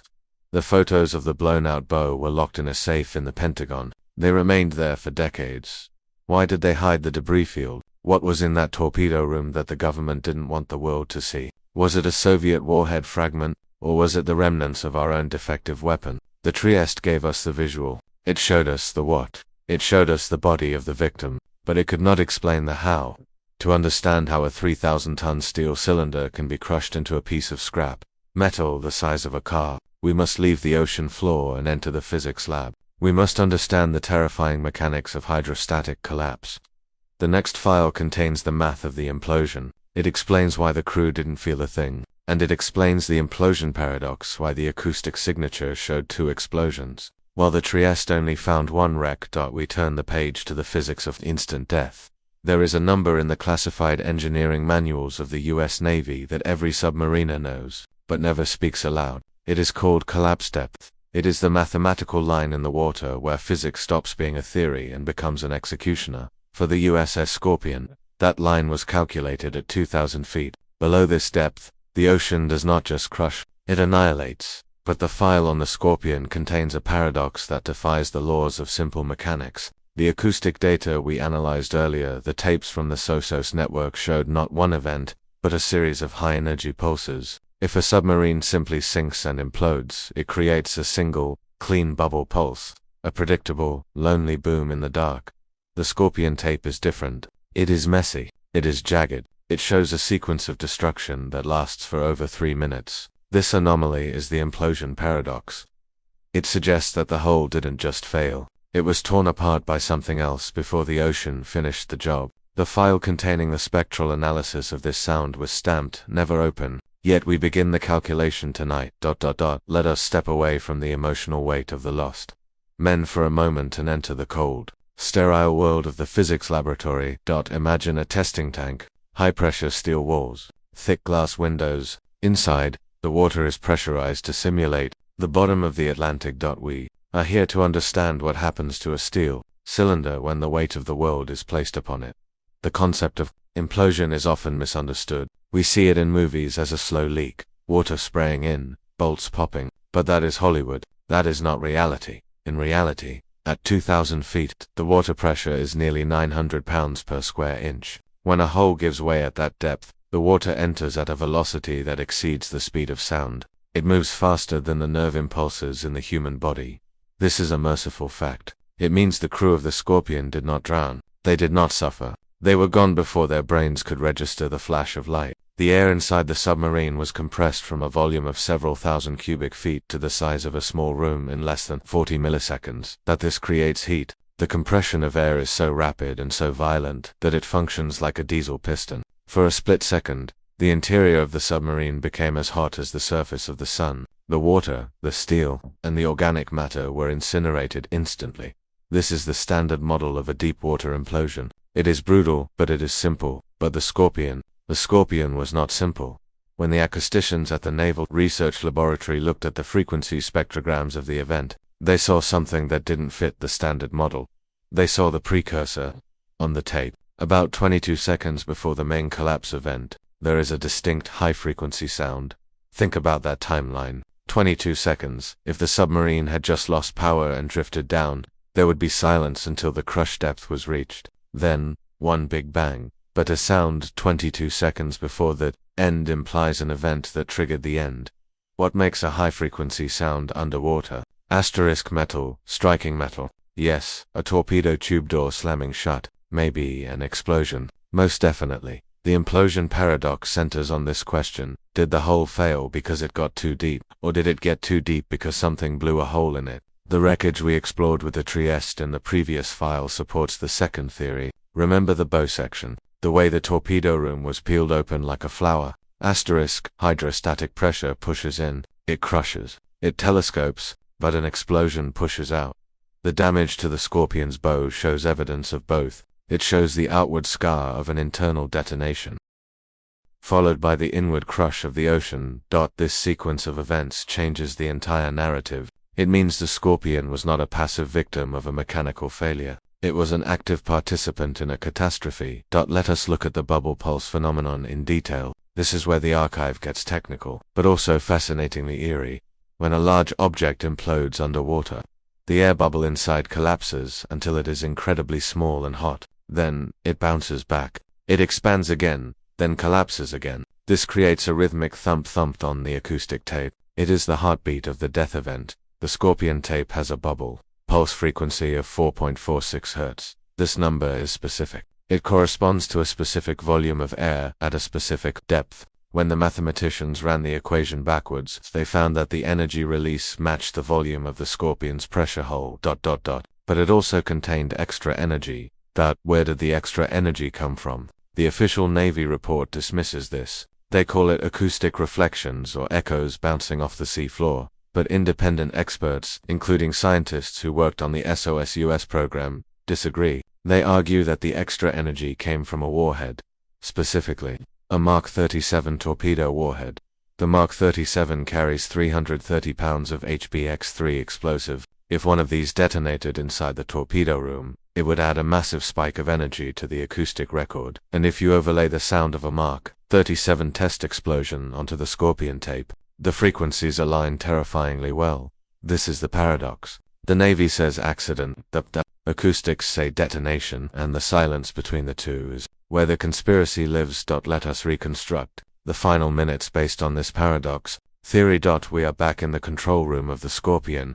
The time is 6:44 p.m., 3 minutes before the end. The boat is running deep. The crew is alert. Suddenly an alarm. A hot run-in tube for the torpedo motor has started. The propeller is screeching against the locking mechanism. The heat is rising. The warhead is arming. Captain Slattery gives the order. Right full rudder. All ahead flank. He is trying to turn the ship to activate the safety latch. The submarine banks hard. The floor tilts.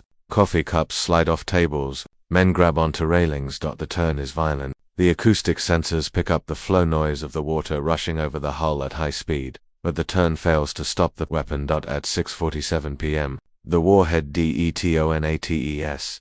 This is the precursor sound on the tape. The high-frequency spike. The explosion blows the outer door of the torpedo tube off its hinges. It breaches the pressure hole. Now, water is entering the torpedo room. Not a trickle, but a fire hose of immense pressure. The weight of the water at the bow pulls the nose of the submarine down. The Scorpion pitches forward. She is no longer a submarine. She is a falling stone. The crew in the control room would be fighting for their lives. Blow all main ballast. Emergency surface. They pull the levers. High-pressure air blasts into the ballast tanks. This is the sound of escaping air heard on the tape, but it is too late. The angle is too steep. The submarine is diving past its limit. The depth gauge spins. 1,000 feet, 1,500 feet, 1,800 feet. The hull begins to groan. This is a sound known as singing. The steel vibrates under the strain. It is a mournful, metallic shriek. 2,000 feet. The physics of the implosion paradox takes over. The hull cannot withstand the pressure. The structural ribs give way. The stern section, which is still filled with air, is crushed inward. It telescopes into the engine room. This is the main event on the tape. The massive, low-frequency boom that rang the Atlantic like a bell. The paradox is that the explosion caused the implosion. The two events are linked, separated by only seconds of terror. But why is this a paradox? Why is this a secret? because if the torpedo exploded, it implies a defect in a weapon that was carried by every submarine in the US fleet. If the Navy admitted that a Mark 37 torpedo could spontaneously detonate and kill a submarine, every crew on every boat would be in mutiny. They would be sleeping on top of ticking time bombs. So, the accident theory was safer. It was safer to blame a generic mechanical failure or a battery fire than to admit that the weapon designed to protect them was the thing that destroyed them. The archive reveals memo after memo where engineers argue about this. Some say the battery exploded. Some say the trash disposal unit failed, but the battery theory has a fatal flaw. A battery explosion does not create a shockwave strong enough to be heard in the Canary Islands. A battery fire is a slow burn. It creates smoke. It suffocates the crew. It does not shred the hull.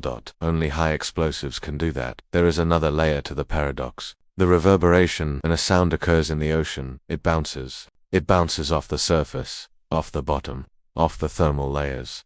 The analysts studied the reverberations of the Scorpion event. They found that the sound was shadowed in certain directions. This means there was something big blocking the sound waves. Was it an underwater mountain? No, the chart shows the area is flat. Was it another vessel? This brings us back to the shadow of the Soviet spy ship. If there was another submarine nearby the Echo 2 class we mentioned, its hull would act as a sound reflector. Some acoustic experts claim they can see a shadow zone in the data that corresponds to a large metallic object within a few miles of the Scorpion.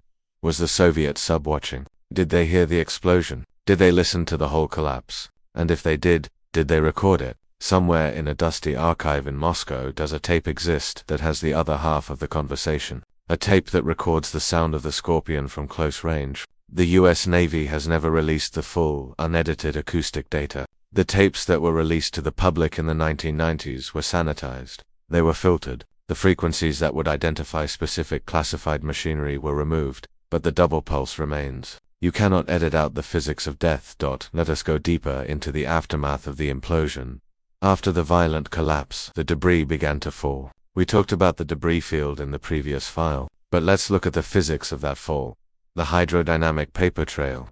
When the hull shattered, thousands of items were released into the water column. Papers, clothes, cups, tools. These items have different density. A heavy wrench sinks fast. A paper chart sinks slow. As they fell through 9,000 feet of water, the ocean currents acted on them. The current at that depth is slow, but consistent. By measuring the distance between the heavy items and the light items on the ocean floor, scientists could calculate the exact minute the implosion happened. The math was perfect. It matched the acoustic tape to the second, but it also revealed something else. The debris trail was bimodal. This means there were two distinct clusters of debris. Cluster A, the heavy wreckage. Cluster B, the light confetti. But there was a gap in between, a zone of nothingness. This gap suggests a pause, a moment where nothing fell.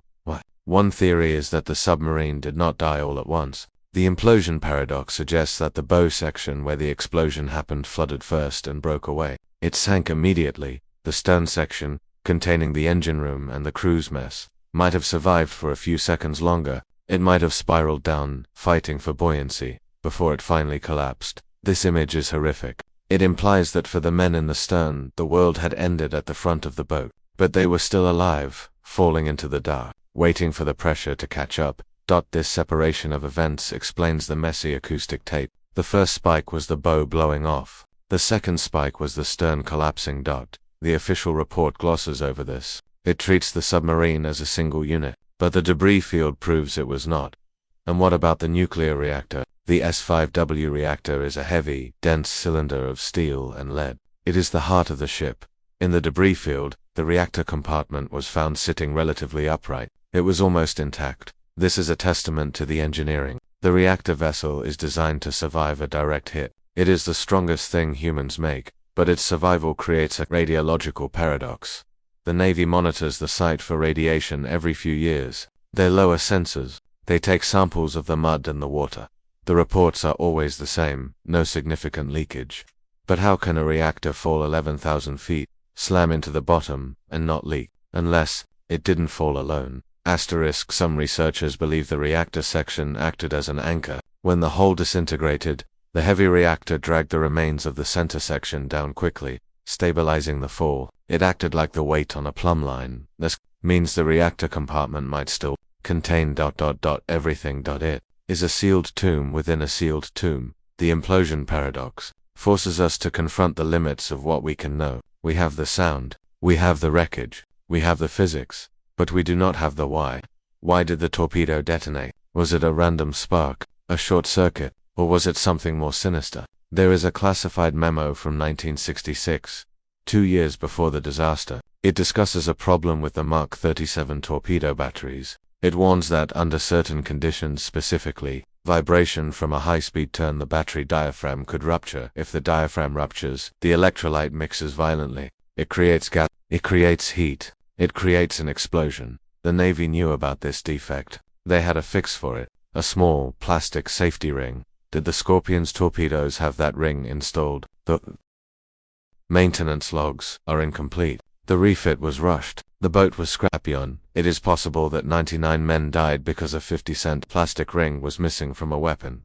This is the cruelty of the paradox. The most advanced machine on the planet, capable of destroying cities, destroyed by a tiny overlooked flaw. The acoustic tape records the result of that flaw. It records the universe correcting a mistake with violent efficiency. As we look at the spectrogram one last time, notice how the sound fades, after the implosion, after the echoes die down. There is a low-frequency rumble that lasts for several minutes. What is that sound? It is the sound of the ocean settling. The water that had rushed into the void was bouncing back, oscillating, finding its equilibrium again. The ocean heals itself instantly. It fills the hole. It erases the bubble. It returns to silence.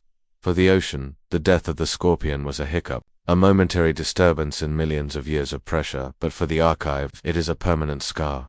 The implosion paradox remains unsolved. The Navy sticks to the unknown causes verdict. The acoustics point to a weapon. The debris points to a struggle, but there is one more theory, a theory that moves away from the mechanics of the submarine and looks at the mechanics of the enemy, the Soviet records. What if the precursor sound wasn't an internal explosion? What if it was an external impact? What if the Scorpion was hunted?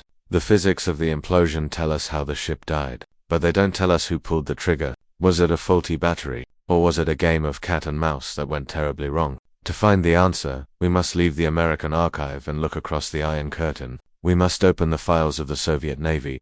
There are rumors of a Soviet commander who was in the area. There are logs of a chase. And there is the chilling possibility that the Scorpion didn't just fall, she was pushed. We turn our attention now to the hunter in the shadows. We open the file on the forensic audio. The double bang sound is usually fleeting. A word is spoken, and it disappears. A door slams, and the echo fades. But in the world of naval intelligence, sound is immortal. It is captured on magnetic tape, frozen in time, waiting for someone with the right eyes to see what the ears missed. The file we open tonight concerns the most controversial audio recording in maritime history. It is known among acoustic experts simply as the Scorpion tape. For decades, the public was told that the loss of the USS Scorpion was a singular, catastrophic event, a sudden implosion that happened without warning. But the forensic analysis of the audio suggests a different, darker reality. The spectrograms do not show a single event, they show two. This is the double bang theory. It is the specific acoustic fingerprint of a disaster that happened in 2 stages,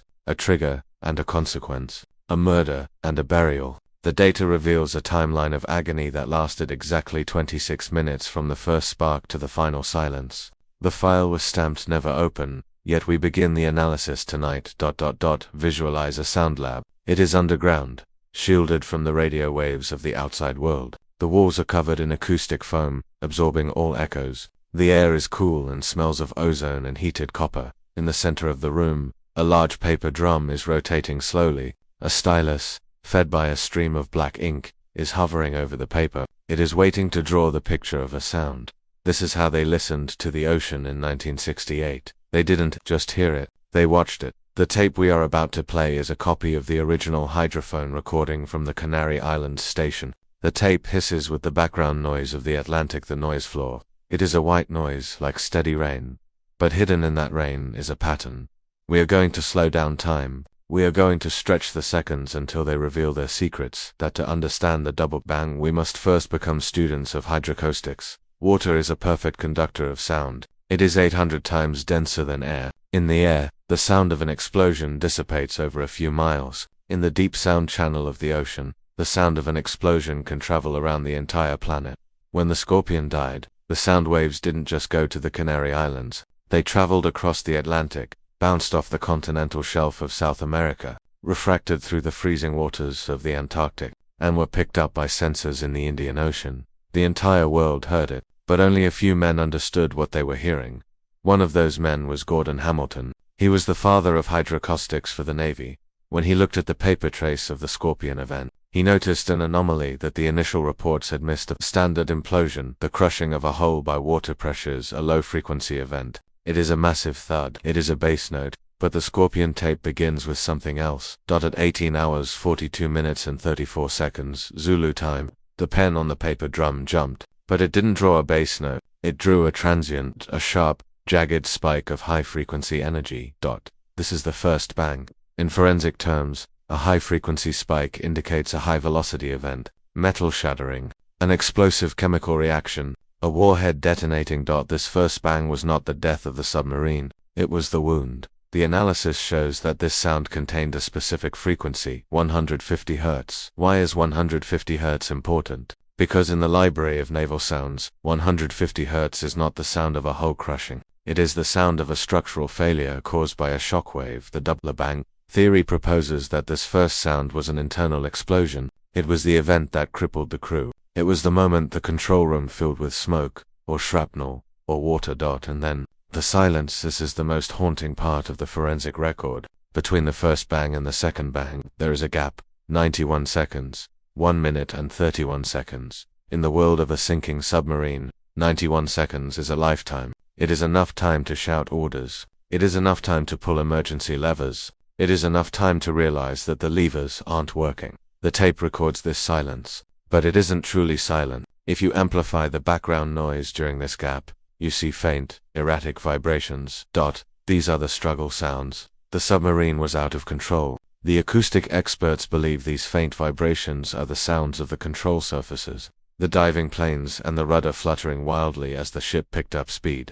Diving deeper and deeper into the abyss, the ship was screaming as it fell. And then, at 18 hours 44 minutes and 5 seconds, the second bang.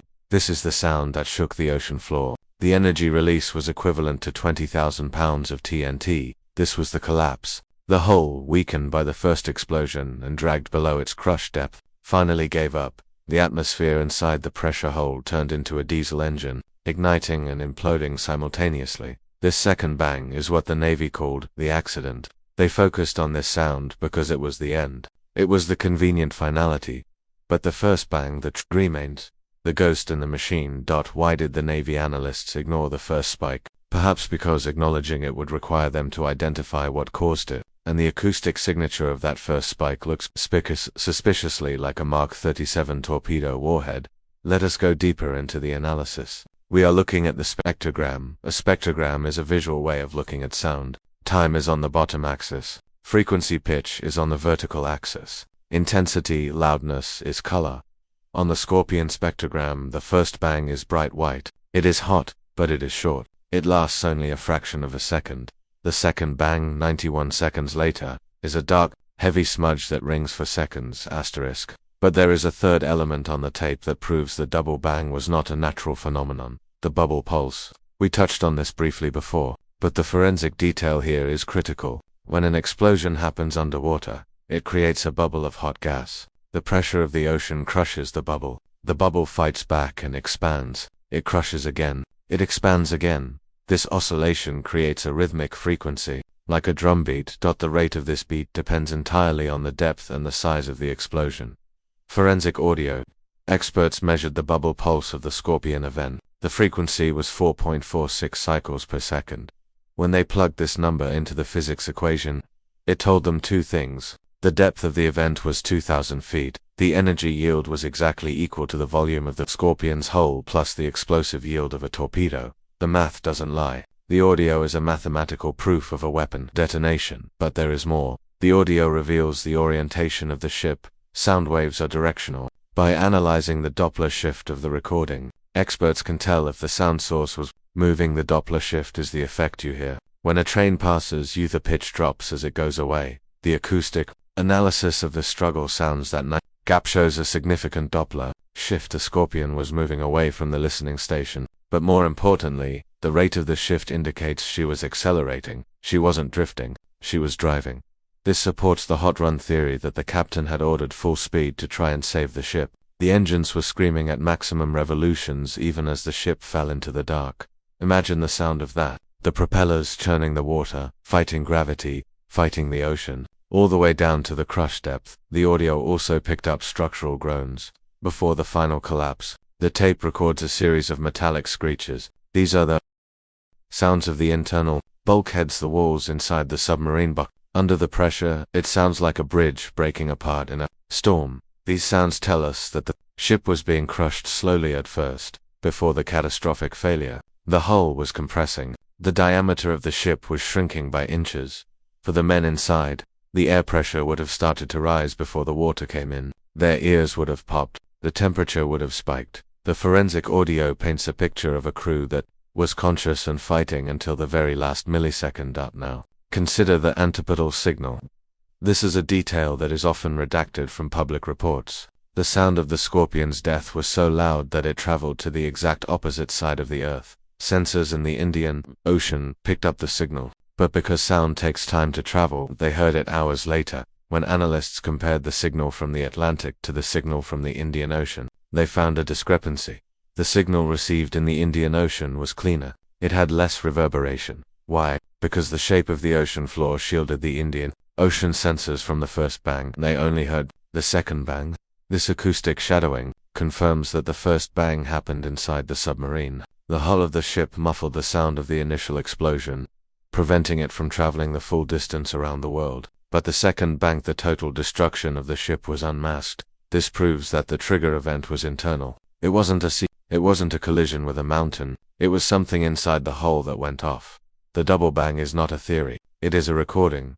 You can listen to it today. If you search the archives, you can find the sanitized version. It sounds like a piece of paper being crumpled, followed by a heavy door slamming. Crumple slam. That is the sound of night and lives ending. But the audio forensics team found one more anomaly. A sound that doesn't fit the physics of the submarine at all. We are reaching the edge of what the audio can tell us about the victim. Now, we must listen for the witness. In any audio recording, there is the signal, what you want to hear, and the noise, what you ignore. For years, the Navy analysts filtered out the noise. They used equalizers to remove the background static so they could focus on the Scorpion. But in the early 2000s, independent researchers took the raw, unfiltered tapes and did the opposite. They filtered out the Scorpion. They wanted to hear the background, and in the background, faintly, buried in the noise floor of the Atlantic, they found a rhythm. Thrum. Thrum.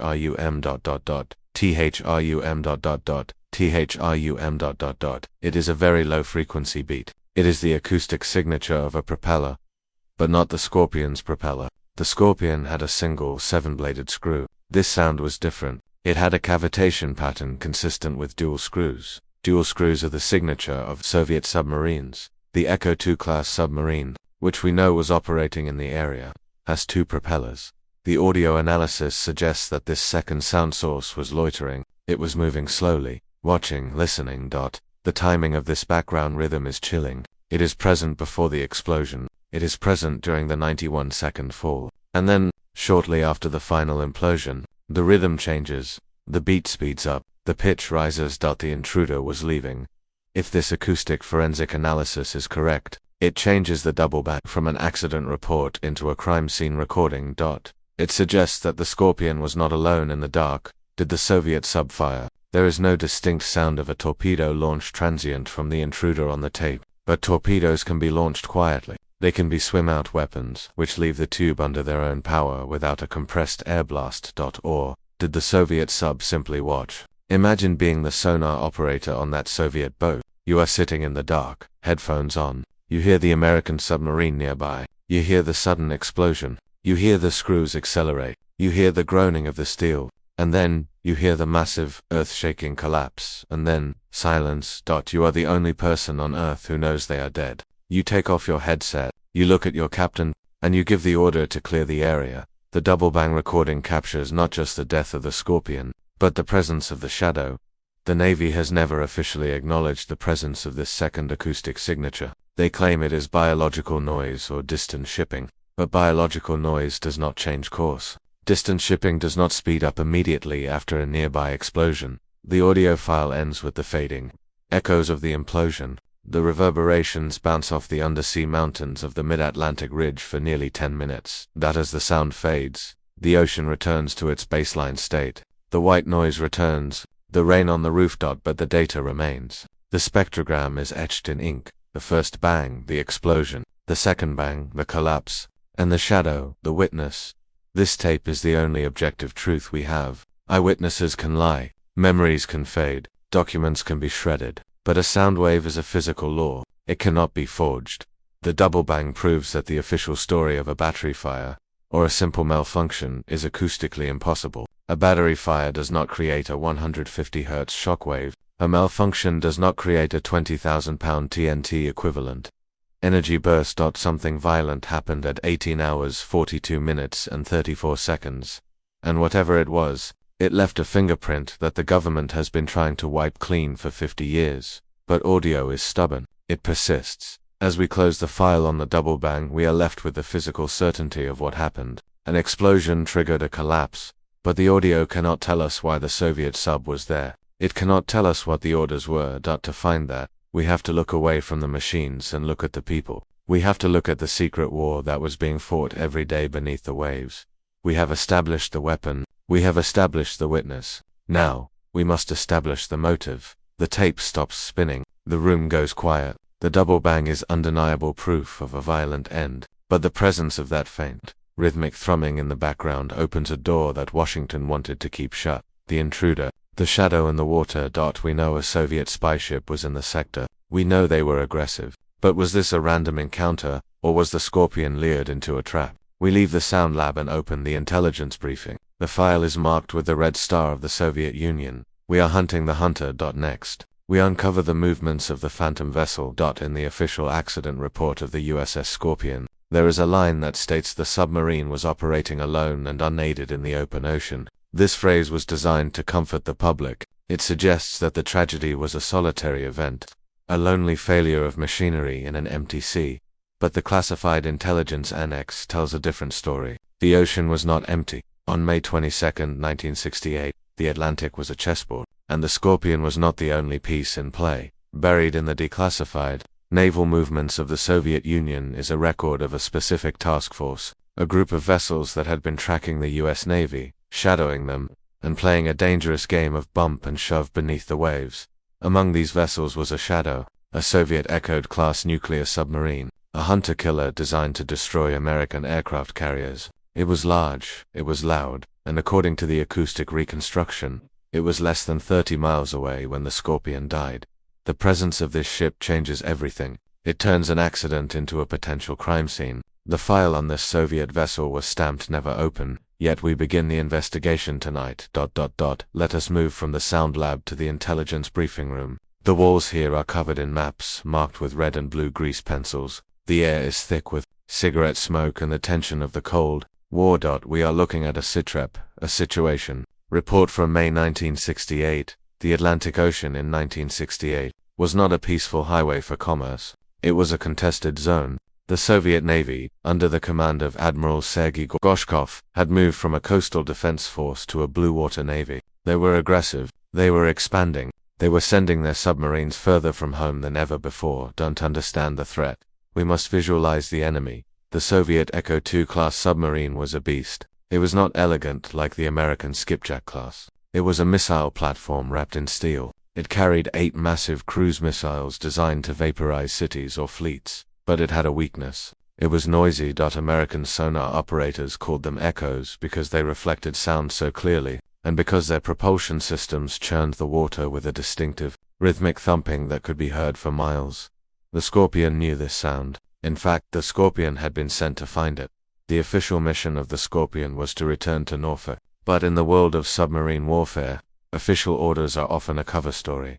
Midway through her transit, Captain Slattery received a coded flash message. He was ordered to divert. He was told to change course and investigate a Soviet hydrographic survey group operating near the Canary Islands.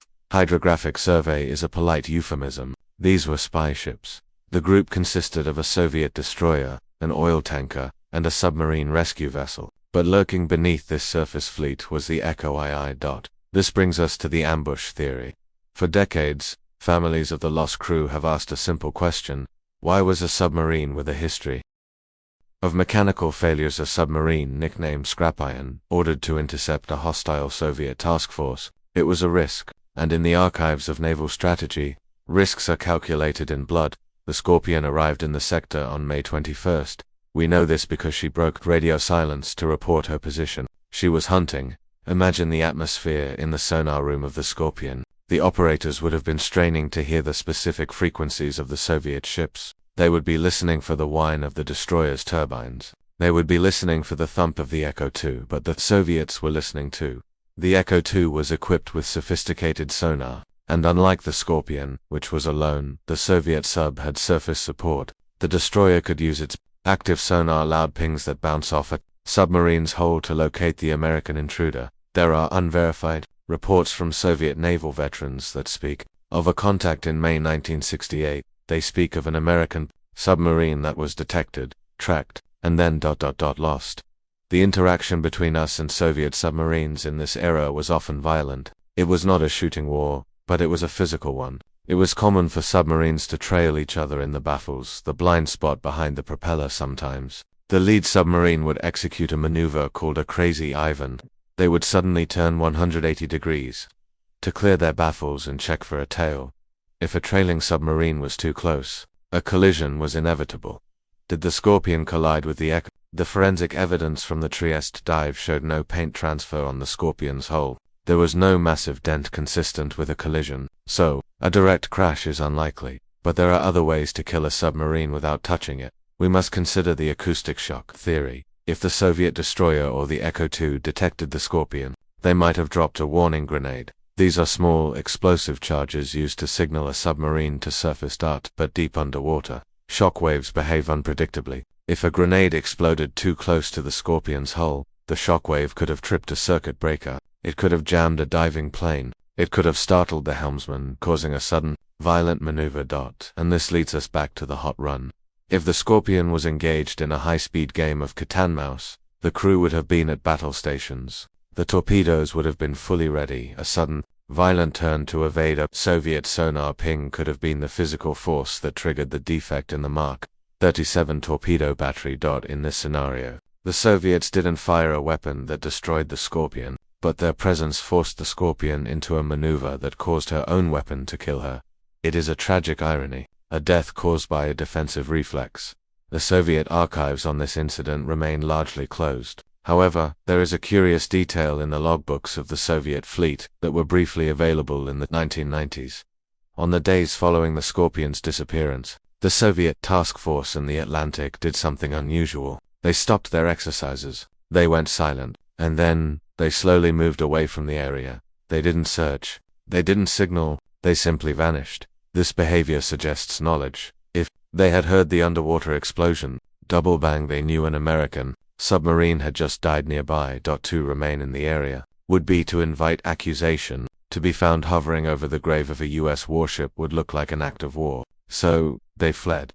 The US Navy knew the Soviets were there. The SOS-US network tracked them. Intelligence reports placed them in the same grid square, but Washington stayed silent. Why? Because in 1968, the world was on fire. The Vietnam War was raging. The Cold War was at its peak. If the US Navy accused the Soviets of sinking the Scorpion, the public demand for retaliation would have been unstoppable. It could have triggered World War III. So, a decision was made in the smoky rooms of the Pentagon. The presence of the Soviet ship was redacted. The ambush theory was buried. The mechanical failure story was written. The Scorpion was sacrificed on the altar of geopolitical stability. But the acoustic tape remembers, as we discussed in the previous file. The intruder's sound on the tape, the rhythmic thrumming of dual propellers, matches the signature of an Echo II. The tape shows the intruder was slow before the explosion, watching, and fast after the explosion. Running this audio fingerprint is the smoking gun that places the Soviet Navy at the scene of the crime. There is one final, chilling detail about the Soviet connection. It involves the codes. The Scorpion carried a crypto room filled with codebooks and cipher machines. These machines, the KL-47s, were used to encrypt top-secret communications. If the Soviets had found the wreck before the US Navy did, they could have sent a deep-sea submersible to recover those machines. Possessing the Scorpion's codebooks would have allowed the KGB to read US naval traffic for years. Did they? The Trieste photos show the operations compartment was blown open. The crypto room was exposed to the sea. When the US Navy finally arrived months later, they found the wreckage disturbed. Some claim that certain items were missing. Was the secrecy around the Scorpion not just about hiding a torpedo failure, but about hiding a massive intelligence breach? The Soviet spy ship was not just a spectator. It was a participant in a silent drama that played out in the dark. Miles from civilization. The men of the Scorpion died alone, but they were not unobserved. The eye of the enemy was upon them. The Soviet connection provides a motive for the secrecy, but it still brings us back to the mechanism of death. Whether the Scorpion was dodging a Soviet ping or simply turning for a drill, the physical cause of the destruction originated inside the torpedo room. The hot run torpedo theory is the only one that fits both the acoustic data and the wreckage. But for a torpedo to kill its own ship, a specific sequence of safety failures must occur. How does a safety device become a suicide switch? To understand the final seconds of the Scorpion, we must dissect the anatomy of the Mark 37 torpedo. We must look at the hot run scenario in microscopic detail. The next file contains the blueprints of the weapon, and the terrifying design flaw that turned a guardian into a killer. In the lexicon of the submarine service, there are terms for every kind of danger: flooding, fire, reactor, scram, but there is one phrase that carries a unique, claustrophobic horror. It is the phrase, hot run. A torpedo is designed to be a predator. It is a sleek, autonomous robot filled with explosives, propulsion systems, and a brain that hunts steel. When it is in the water, it is a weapon. But when it is inside the submarine, sitting in the launch tube, it is a caged beast. A hot run occurs when the beast wakes up too early. The engine starts. The propeller begins to spin. The guidance system activates. But the outer door is closed. The torpedo is trapped inside the tube, screaming to get out. The file we are opening tonight details the specific mechanics of the Mark 37 torpedo carried by the USS Scorpion. It reveals a fatal design flaw, microscopic vulnerability in the battery diaphragm that turned the ship's own arsenal into a suicide switch. The Navy classified the memo's warning of this defect. They erased the complaints from the maintenance logs, but the physics of the explosion cannot be erased. The file was stamped never open, yet we begin tonight. Let us descend into the nose of the submarine. The torpedo room is the most crowded place on the boat. It is a forest of steel. Torpedoes, 20 feet long and weighing nearly 2 tons, are stacked on racks from floor to ceiling. The air here smells of heavy grease, hydraulic fluid, and the faint, acrid scent of ozone from the electrical systems. It is a place of sleeping giants. The crew members, the torpedomen, sleep on bunks specifically fitted between the weapons. They live with the bombs. They eat next to them. They dream next to them. But on May 22, 1968, one of those giants woke up. To understand why the Scorpion died, we must understand the anatomy of the Mark 37 Mod 1 torpedo. It was an electric torpedo. Unlike older models that used combustion engines, the Mark 37 was powered by a massive silver-zinc battery. This battery was a marvel of 1960s engineering. It was inert and safe until the moment of firing. Inside the battery, the electrolyte potassium hydroxide was kept separate from the silver and zinc plates by a thin metal diaphragm. When the fire button was pressed, a small squib would blow the diaphragm, the electrolyte would rush in, and the battery would instantly generate incredible power to drive the motor. But the Mark 37 had a temper. The diaphragm was fragile. It was designed to break ice, and sometimes it broke when it wasn't supposed to. A sudden jolt, a vibration from a loose clamp, or a violent high-speed turn. We established in the previous file that the Scorpion might have been evading a Soviet ship. Imagine the submarine banking hard. The hull shudders. The G-forces spike. In the torpedo room, inside tube number 4, the vibration finds the weak point. The diaphragm in the torpedo battery cracks. The electrolyte mixes instantly. The battery comes alive. It doesn't just produce electricity, it produces heat, massive amounts of heat, and it produces gas. The motor starts. The propeller, clamped tight by the locking mechanism of the tube, begins to grind. It screams, a high-pitched mechanical shriek that vibrates through the steel of the hull. The torpedoman would have known instantly. the temperature in the room would spike. Smoke would begin to seep from the breech door of the tube. Hot run in Tube 4. This is the moment, the timeline splits. In a normal world, there are procedures. You flood the tube, you jettison the weapon. But a hot run is not normal. If the propeller is spinning, the torpedo thinks it is moving. The arming vane, a small propeller on the nose, counts the rotations. It is a safety feature. The warhead is not supposed to arm until it has traveled a safe distance from the sub, but inside the tube, the water currents created by the spinning propeller can trick the sensor. The torpedo thinks it is swimming. It counts the turns. Tick, tick, tick. The warhead is arming itself inside the room. Captain Slattery, in the control room, is faced with a terrifying calculus. He has a live bomb in the nose of his ship. He cannot open the outer door because the pressure difference at deep depth might jam it. He cannot open the inner door because the fire and toxic gas would kill the crew. He has one option, the 180-degree turn. This is a controversial maneuver. The theory is that by turning the submarine violently in the opposite direction of the torpedo's torque, you can force a safety disconnect. You can jam the mechanism. You can use the G-force to settle the battery. This explains the acoustic data. The Scorpion was heard turning. She was accelerating. She was trying to shake the demon loose. But the Mark 37 had one more flaw. The foil seal. As the battery cooks off, it produces hydrogen gas. Hydrogen is explosive. The torpedo has a vent to release this gas. But if the vent gets clogged, or if the pressure outside is too high, the gas has nowhere to go. The casing of the torpedo becomes a pressure cooker. The temperature inside Tube 4 would have reached thousands of degrees. The paint on the outside of the tube would be blistering. The steel would be glowing red. And then the cook-off. This is not a nuclear explosion. The nuclear warhead is safe. But the conventional high explosive trigger the charge is not. Heat plus pressure plus high explosive equals detonation. The first bang on the tape. The explosion happens inside the tube. It blows the breech door into the torpedo room. It kills the men stationed there instantly. It blows the outer door off into the ocean now. The Scorpion has a hole in its bow the size of a car, the Atlantic Ocean, waiting outside at 400 pounds per square inch at shallow depth or 800 SAI if deeper. Rushes in. This brings us to the water hammer. When water enters a submarine at speed, it doesn't just fill the room. It acts like a solid piston. It smashes through bulkheads. It shreds piping. The weight of the water drags the bow down. The Scorpion pitches forward, diving uncontrollably. The crew in the control room, hundreds of feet back, are still alive. They feel the bow tip. They hear the roar of the air rushing out and the water rushing in. They fight. They blow the ballast tanks. But the physics of the hot run have already sealed their fate. The explosion didn't just flood the room. It weakened the structural integrity of the pressure hull. As the ship dives past 1,000 feet, 1,500 feet, the compromised steel begins to groan. And the torpedo, the machine they lived with, the machine they polished and maintained, has become their executioner.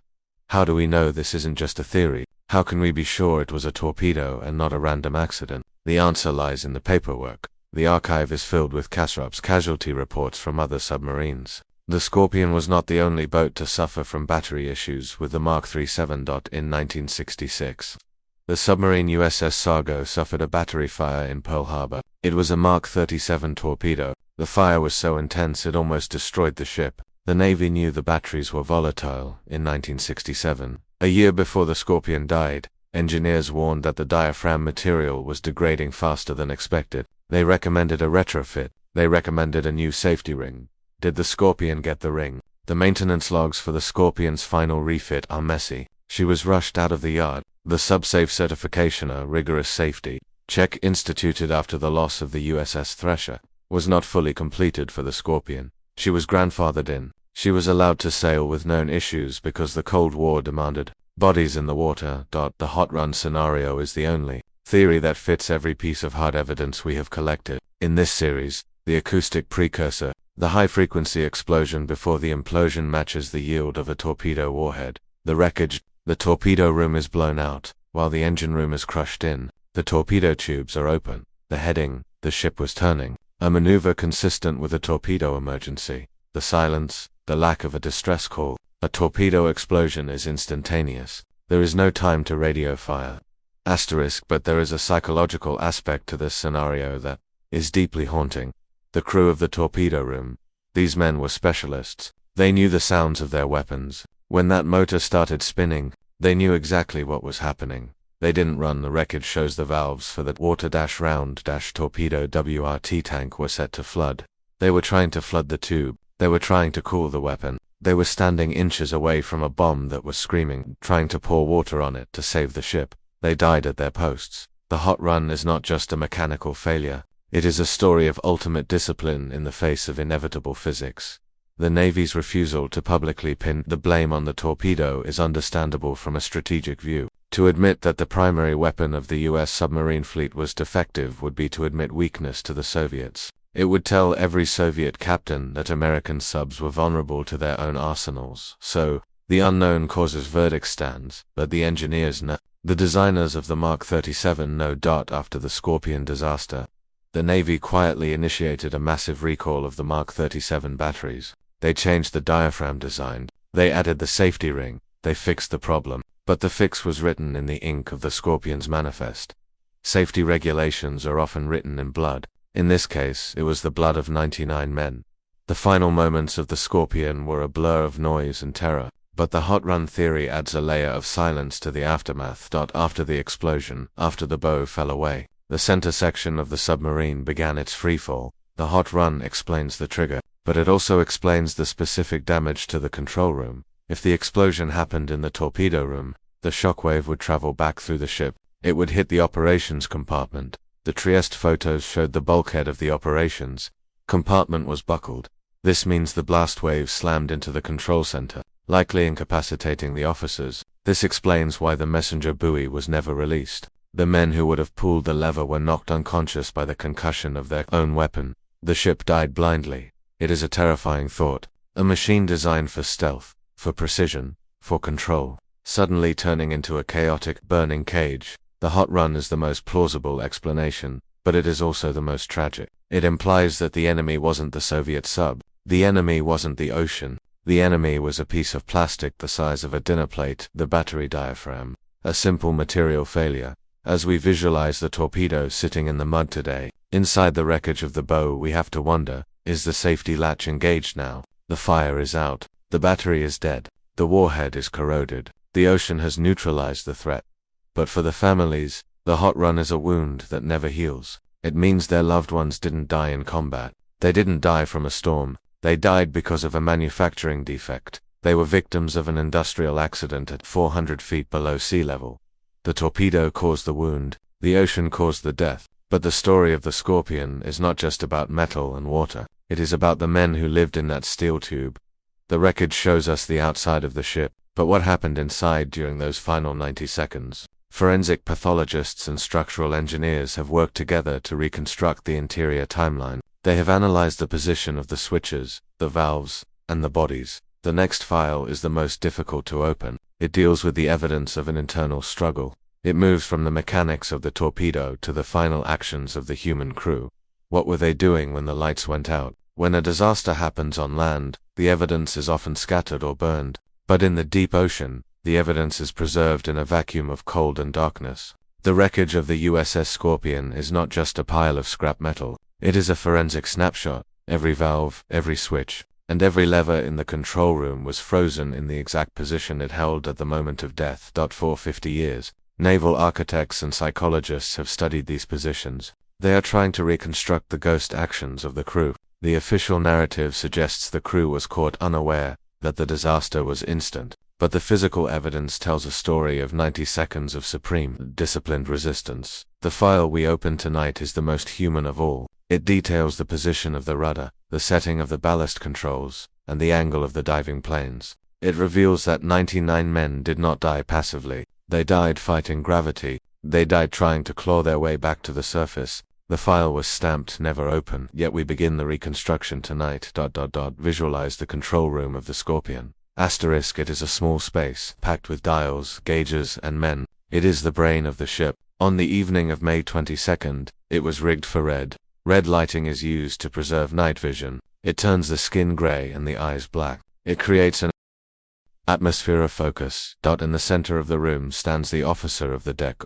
He is the conductor. Around him are the plainsmen, young sailors sitting behind aircraft-style yokes. controlling the depth and the angle of the ship. To understand the internal struggle, we must look at what the Trieste found when it shone its lights on the control center wreckage. The hull was shattered, but the machinery of control remained. The first piece of evidence is the rudder ram. The rudder is moved by a massive hydraulic piston. When the wreck was documented, the piston was found fully extended. This corresponds to a hard right rudder. Command, BAT. This confirms that the ship was turning, but it wasn't a gentle turn. Hard right is an emergency command. It is used to evade a collision, or to trigger a safety latch on a torpedo. This proves that the crew was alert. They knew something was wrong. They were reacting, but the struggle goes deeper than just turning the wheel. Let us look at the stern planes. These are the wings on the back of the submarine. They control the pitch, whether the nose points up or down. If the submarine had simply lost power and drifted, the planes would be in a neutral position. Or, if the crew had panicked, they might be random. But the wreckage analysis shows the stern planes were set to full rise. This is a desperate setting. It means the pilots were pulling back on the yokes with everything they had. They were trying to lift the nose. They were trying to fly the 3,000-ton steel tube upward. Why? Because the bow was heavy. This aligns perfectly with the hot run explosion theory. If the torpedo room flooded, the front of the ship would become incredibly heavy. The ship would tip forward. Imagine the physical sensation in that room. The deck is tilting. First 10 degrees, then 20, then 40. Books are sliding off the navigation table. Coffee cups are smashing. Men are grabbing onto pipes and railings to stay standing. But despite the chaos, the evidence shows they followed procedure. The ballast control panel is the smoking gun of their discipline. To surface a submarine in an emergency, you have to blow the water out of the ballast tanks. You use high-pressure air 3000 psi of stored energy to force the water out and make the ship light again. That it is a loud, violent process. It sounds like a jet engine roaring inside the ship. The wreckage shows the valves for the main ballast tanks were open. They did blow the tanks. This means that in the final seconds, someone, likely the chief of the watch, reached up and pulled the chicken switches. That is the slang term for the emergency blow levers. They did everything right. They turned the ship. They pulled up on the planes. They blew the ballast. So why did they die? Because the laws of physics had turned against them.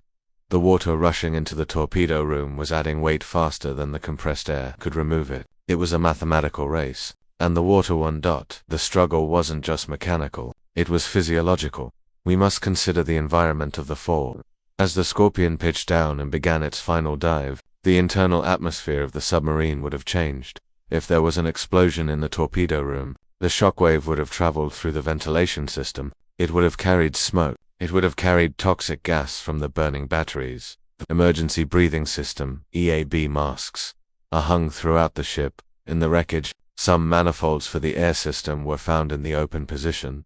This suggests that men were trying to mask up. They were trying to breathe. But the most chilling evidence of the struggle comes from the throttleman. The throttleman is the sailor who controls the steam to the engines. He sits in the maneuvering room, far at the back of the ship. He takes orders from the control room via a bell system. The acoustic data showed that propeller was spinning at high speed until the very end. That this means the throttleman never abandoned his post, even as the ship tilted 45 degrees nose down. Even as the walls began to groan under the pressure, he kept the throttle open. He kept the engines screaming, trying to drive the ship back to the surface. He was pushing the ship to its breaking point to save his brothers. This contradicts the theory of a sudden loss of consciousness. The crew was awake. They were fighting. There is another piece of evidence found in the sonar room. The sonar room is a small dark closet filled with screens. The operators wear heavy headsets. When the Trieste photographed the sonar room wreckage, they found the equipment racks were torn from the walls, but the positioning suggests the operators were still at the consoles. They were listening. They would have heard the singing. We mentioned this sound before. It is the sound of a pressure hole reaching its limit. It is a high-pitched harmonic vibration. It sounds like a violin string being tightened until it snaps. The sonar operators would have heard the hull crying out before anyone else. Did they scream? Did they warn the captain? There is no recording of their voices, but we know that the general alarm was sounding, that the Trieste found the switch for the general alarm in the on position, the gong. In a submarine, the general alarm is a rhythmic, electronic gong, bong bong bong. For those final 90 seconds, that sound was the soundtrack to their struggle. It was the heartbeat of the emergency. The evidence of the struggle paints a picture of a crew that remained cohesive. There is no evidence of panic. The hatches between compartments were not jammed with bodies trying to escape. The men stayed at their stations. This is the submarine culture. You do not run, you fix the problem. If you run, you die. If you fix it, you might live. They worked the problem until the ocean crushed the hull. There is one final piece of evidence regarding the struggle. That is the most controversial, the messenger buoy. We touched on this in an earlier file, but we must look at it again through the lens of the internal struggle. The buoy is located on the deck, outside the pressure hull. It is released by a lever inside the control room or the forward escape trunk. The lever is painted red. It is labeled emergency. The fact that the buoy was not released tells us something specific about the struggle. It tells us that the crew believed they could save the ship until it was too late. Submariners are trained not to release the buoy prematurely. Releasing the buoy is an admission of defeat. It is a signal that the ship is lost. Captain Slattery was a fighter. The evidence of the full rudder, the full rise on the planes, and the full throttle suggests he was trying to drive the ship out of the danger. He didn't want to signal that he was sinking. He wanted to stop sinking. By the time the realization hit that the ship was too heavy, that the dive was unrecoverable, the G-forces would have been immense. Imagine trying to reach a lever on the wall when gravity is pulling you sideways. Imagine trying to crawl up a deck that has become a wall. The struggle in the final seconds was not against the machinery. It was against the tilt of the world. And then, the lights went out. The emergency power batteries are heavy. If the ship tilted too far, the acid in the main storage batteries would spill. The connection bars would break. The ship likely went pitch black in the final 10 seconds. The struggle continued in the dark. The forensic reconstruction shows that the men in the forward torpedo room died first from the explosion. The men in the control room died second from the pressure. The men in the engine room died last. Because the ship fell nose first. The stern was the last part to reach crush depth. The men in the engine room had perhaps 3 or 4 seconds more than the men in the bow. In those 3 seconds, they felt the shockwave of the bow collapsing. They heard the sound of the ocean rushing in from the front of the ship, and they knew the evidence of the internal struggle ends there. The metal twisted, the human timeline stopped, but the switches remain. Deep in the Atlantic, buried in the silt, the emergency blow levers are still pulled back. The throttle is still open. The rudder is still hard right. These are the monuments to the struggle. They are frozen statues of duty. The Navy closed a file on the internal struggle because it is painful. It is easier to think they died instantly in their sleep. It is harder to accept that they spent 90 seconds fighting a winning battle against a Soviet sub, only to lose the battle against a defective American torpedo. But the archive demands the truth. The truth is in the position of the valves they fought. The crew did everything humanly possible. They followed every procedure, but the physics of the fall were relentless. As the Scorpion plummeted, she didn't just fall straight down. The acoustic data and the wreckage layout reveal one final, terrified maneuver. A maneuver that defies standard hydrodynamics. The ship spun. The 180-degree deft turn is the final chapter of the physical movement of the ship. It is the moment where the struggle ended and the spin began.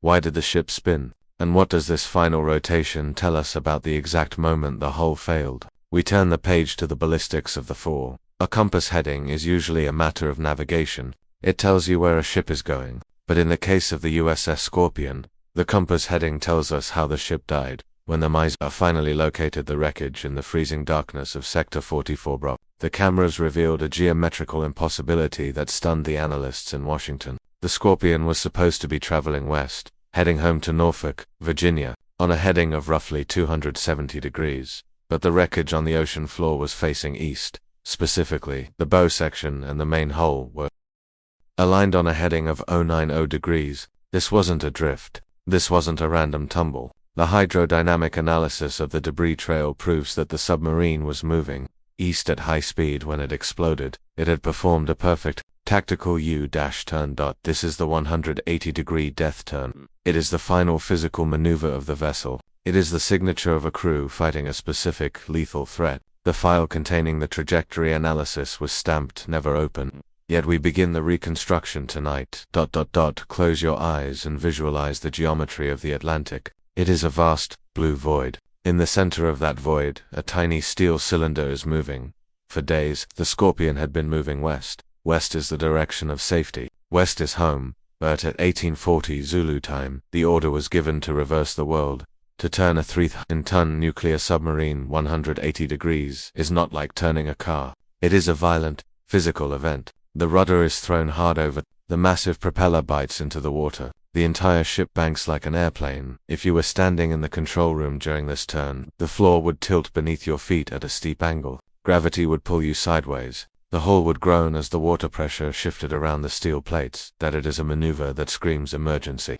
We must ask the question, why? Why would Captain Slattery turn his back on home and run east? The answer lies in the mechanics of the weapon we discussed earlier, the Mark 37 torpedo. The death turn was not a retreat. It was an attempt to disarm a bomb. The Mark 37 torpedo has a safety feature called the anti-circular run mechanism. This device is designed to prevent a torpedo from turning around and hitting the submarine that fired it, but it also has a arming distance counter. The torpedo must travel a certain distance through the water before the warhead becomes live. If you have a hot run, a torpedo spinning inside the tube, the torpedo thinks it is moving. The arming vane is spinning. The warhead is waking up to stop it. The captain must execute a turn count maneuver by turning the submarine 180 degrees against the rotation of the torpedo.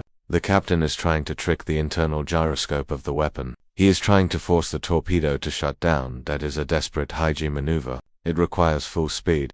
The acoustic data confirms this. The sound of the propeller cavitation increased in pitch. The Scorpion was accelerating into the turn. She was running away from her own bow, but the turn accomplished something else, something tragic, by turning east. The Scorpion placed herself in a following seat. She was now running with the ocean currents, not against them. She was picking up speed, and she was exposing her stern to the enemy if there was an enemy. Dr. John Craven, the genius behind the search grid, was the first to identify the significance of the eastward heading. Submarines don't turn east to die, he said. They turn east to fight. If the Scorpion was engaging a Soviet submarine, a 180-degree turn is also a standard combat maneuver. It is used to clear the baffles, the blind spot behind the ship.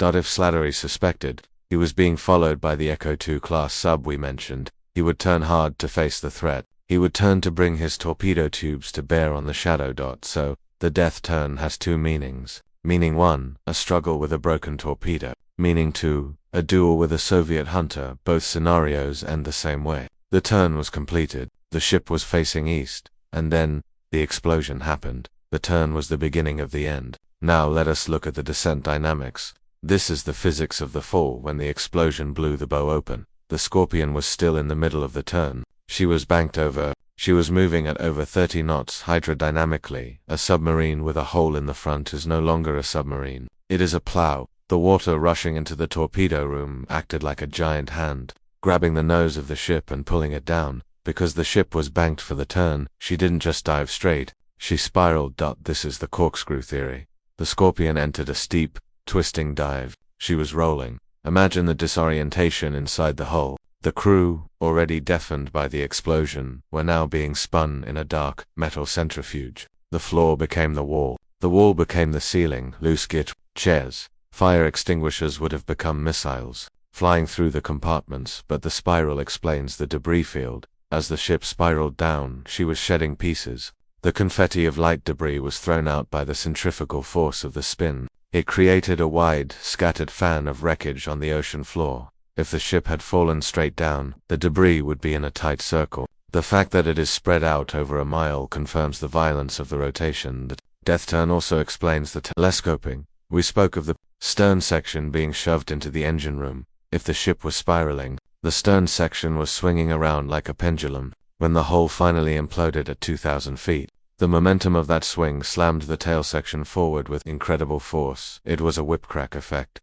The ship snapped. The 180-degree turn was the last command the Scorpion ever obeyed. It locked the rudder in place. It set the final course, and that course was 090 east. East toward the Azores. East toward the Soviet fleet. East toward the sunrise that none of them would ever see again. There is a deep irony in this heading. Norfolk, their home, was behind them. They died facing away from their families. They died looking back at the danger they had tried to leave behind. The compass in the control room is likely crushed, but the gyrocompass repeaters, the small dials at the helm, are frozen. They point to 090. This number is etched into the history of the Cold War. It is the vector of a tragedy that was classified for 50 years. The Ship hit the bottom with the force of a falling building. The impact created a crater in the silt. The hull slid for several hundred feet, plowing a furrow in the ocean floor before coming to rest. The final resting position of the Scorpion is eerie. She sits upright, despite the violence of the implosion, despite the spiral descent. The main section of the hull landed on its keel. She looks like she is sailing through the mud. The sail, the tower is fallen, lying beside the hull like a toppled statue, but the body of the ship is straight. This upright posture suggests that the reactor compartment, the heaviest part of the ship, acted as a keel weight. It righted the ship at the last moment. Even in death, the physics of the machine tried to correct itself. The death turn is visible even now. If you look at the sonar maps of the debris field, you can see the arc, the trail of metal curves. It traces the final seconds of the captain's desperate attempt to save his crew. He almost made it if the turn had been successful. If the safety latch had engaged, the torpedo might have shut down. The fire might have been extinguished. The Scorpion might have surfaced, battered but alive. But the turn was a few seconds too slow, or the diaphragm was a few microns too weak. The margin between life and death was measured in degrees of a circle. As we look at the map of Sector 44 Bravo one last time, we see the line of the Scorpion's path. It goes west, then a sharp hook, then silence. The hook is the question mark. The hook is the mystery. Why did they turn? Was it the torpedo, or was it the shadow? The turn tells us that they were active. They were piloting. They were in control of the ship until the very instant the hull failed. They rode the ship down. The 180-degree death turn is the final physical act of the USS Scorpion. It was a maneuver of survival that became a maneuver of doom. And now, the ship points eternally east, pointing toward the enemy that may have been watching, pointing toward the secret that the ocean has kept. The turn is over. The motion has stopped. The physics have settled. But the government's work was just beginning. Once the wreck was found, once the photos were analyzed, once the turn was confirmed, the Navy had a decision to make. They knew where it was. They knew what condition it was in. They knew it contained a nuclear reactor and nuclear weapons. Usually, when a ship sinks, you salvage it. You bring it up. You investigate. But with the Scorpion, they made a different choice. A choice that fuels the conspiracy theories to this day. They decided to leave it there, and not just leave it. They decided to bury the data. The ship lies on the bottom, facing east. The physics of the disaster are clear, but the aftermath is murky. After the Trieste missions, after the analysis of the death turn, the US Navy did not launch a recovery operation. They did not attempt to bring the bodies home. Instead, they initiated a protocol of silence. They monitored the site for radiation, but they refused to touch the hull again. Why? What was inside the wreck that was so dangerous it had to be left at 11,000 feet? Was it just radiation? Or was it evidence of a collision? Evidence of a Soviet weapon? The next file details the government's final act in the Scorpion saga. It is not an act of rescue. It is an act of containment. We open the file on the ceiling of the wreckage. In 1968, the United States possessed the technology to do the impossible. We were sending men to the moon. We were building SR-71 Blackbirds that could outrun missiles. And, in the deepest secrecy, the CIA was building a ship called the Hughes Glomar Explorer designed to lift a sunken Soviet submarine from the bottom of the Pacific Ocean. We had the capability to raise the dead. So, when the USS Scorpion was found sitting upright on the ocean floor, relatively intact, the expectation among the families was that the Navy would bring her home. They expected a salvage operation.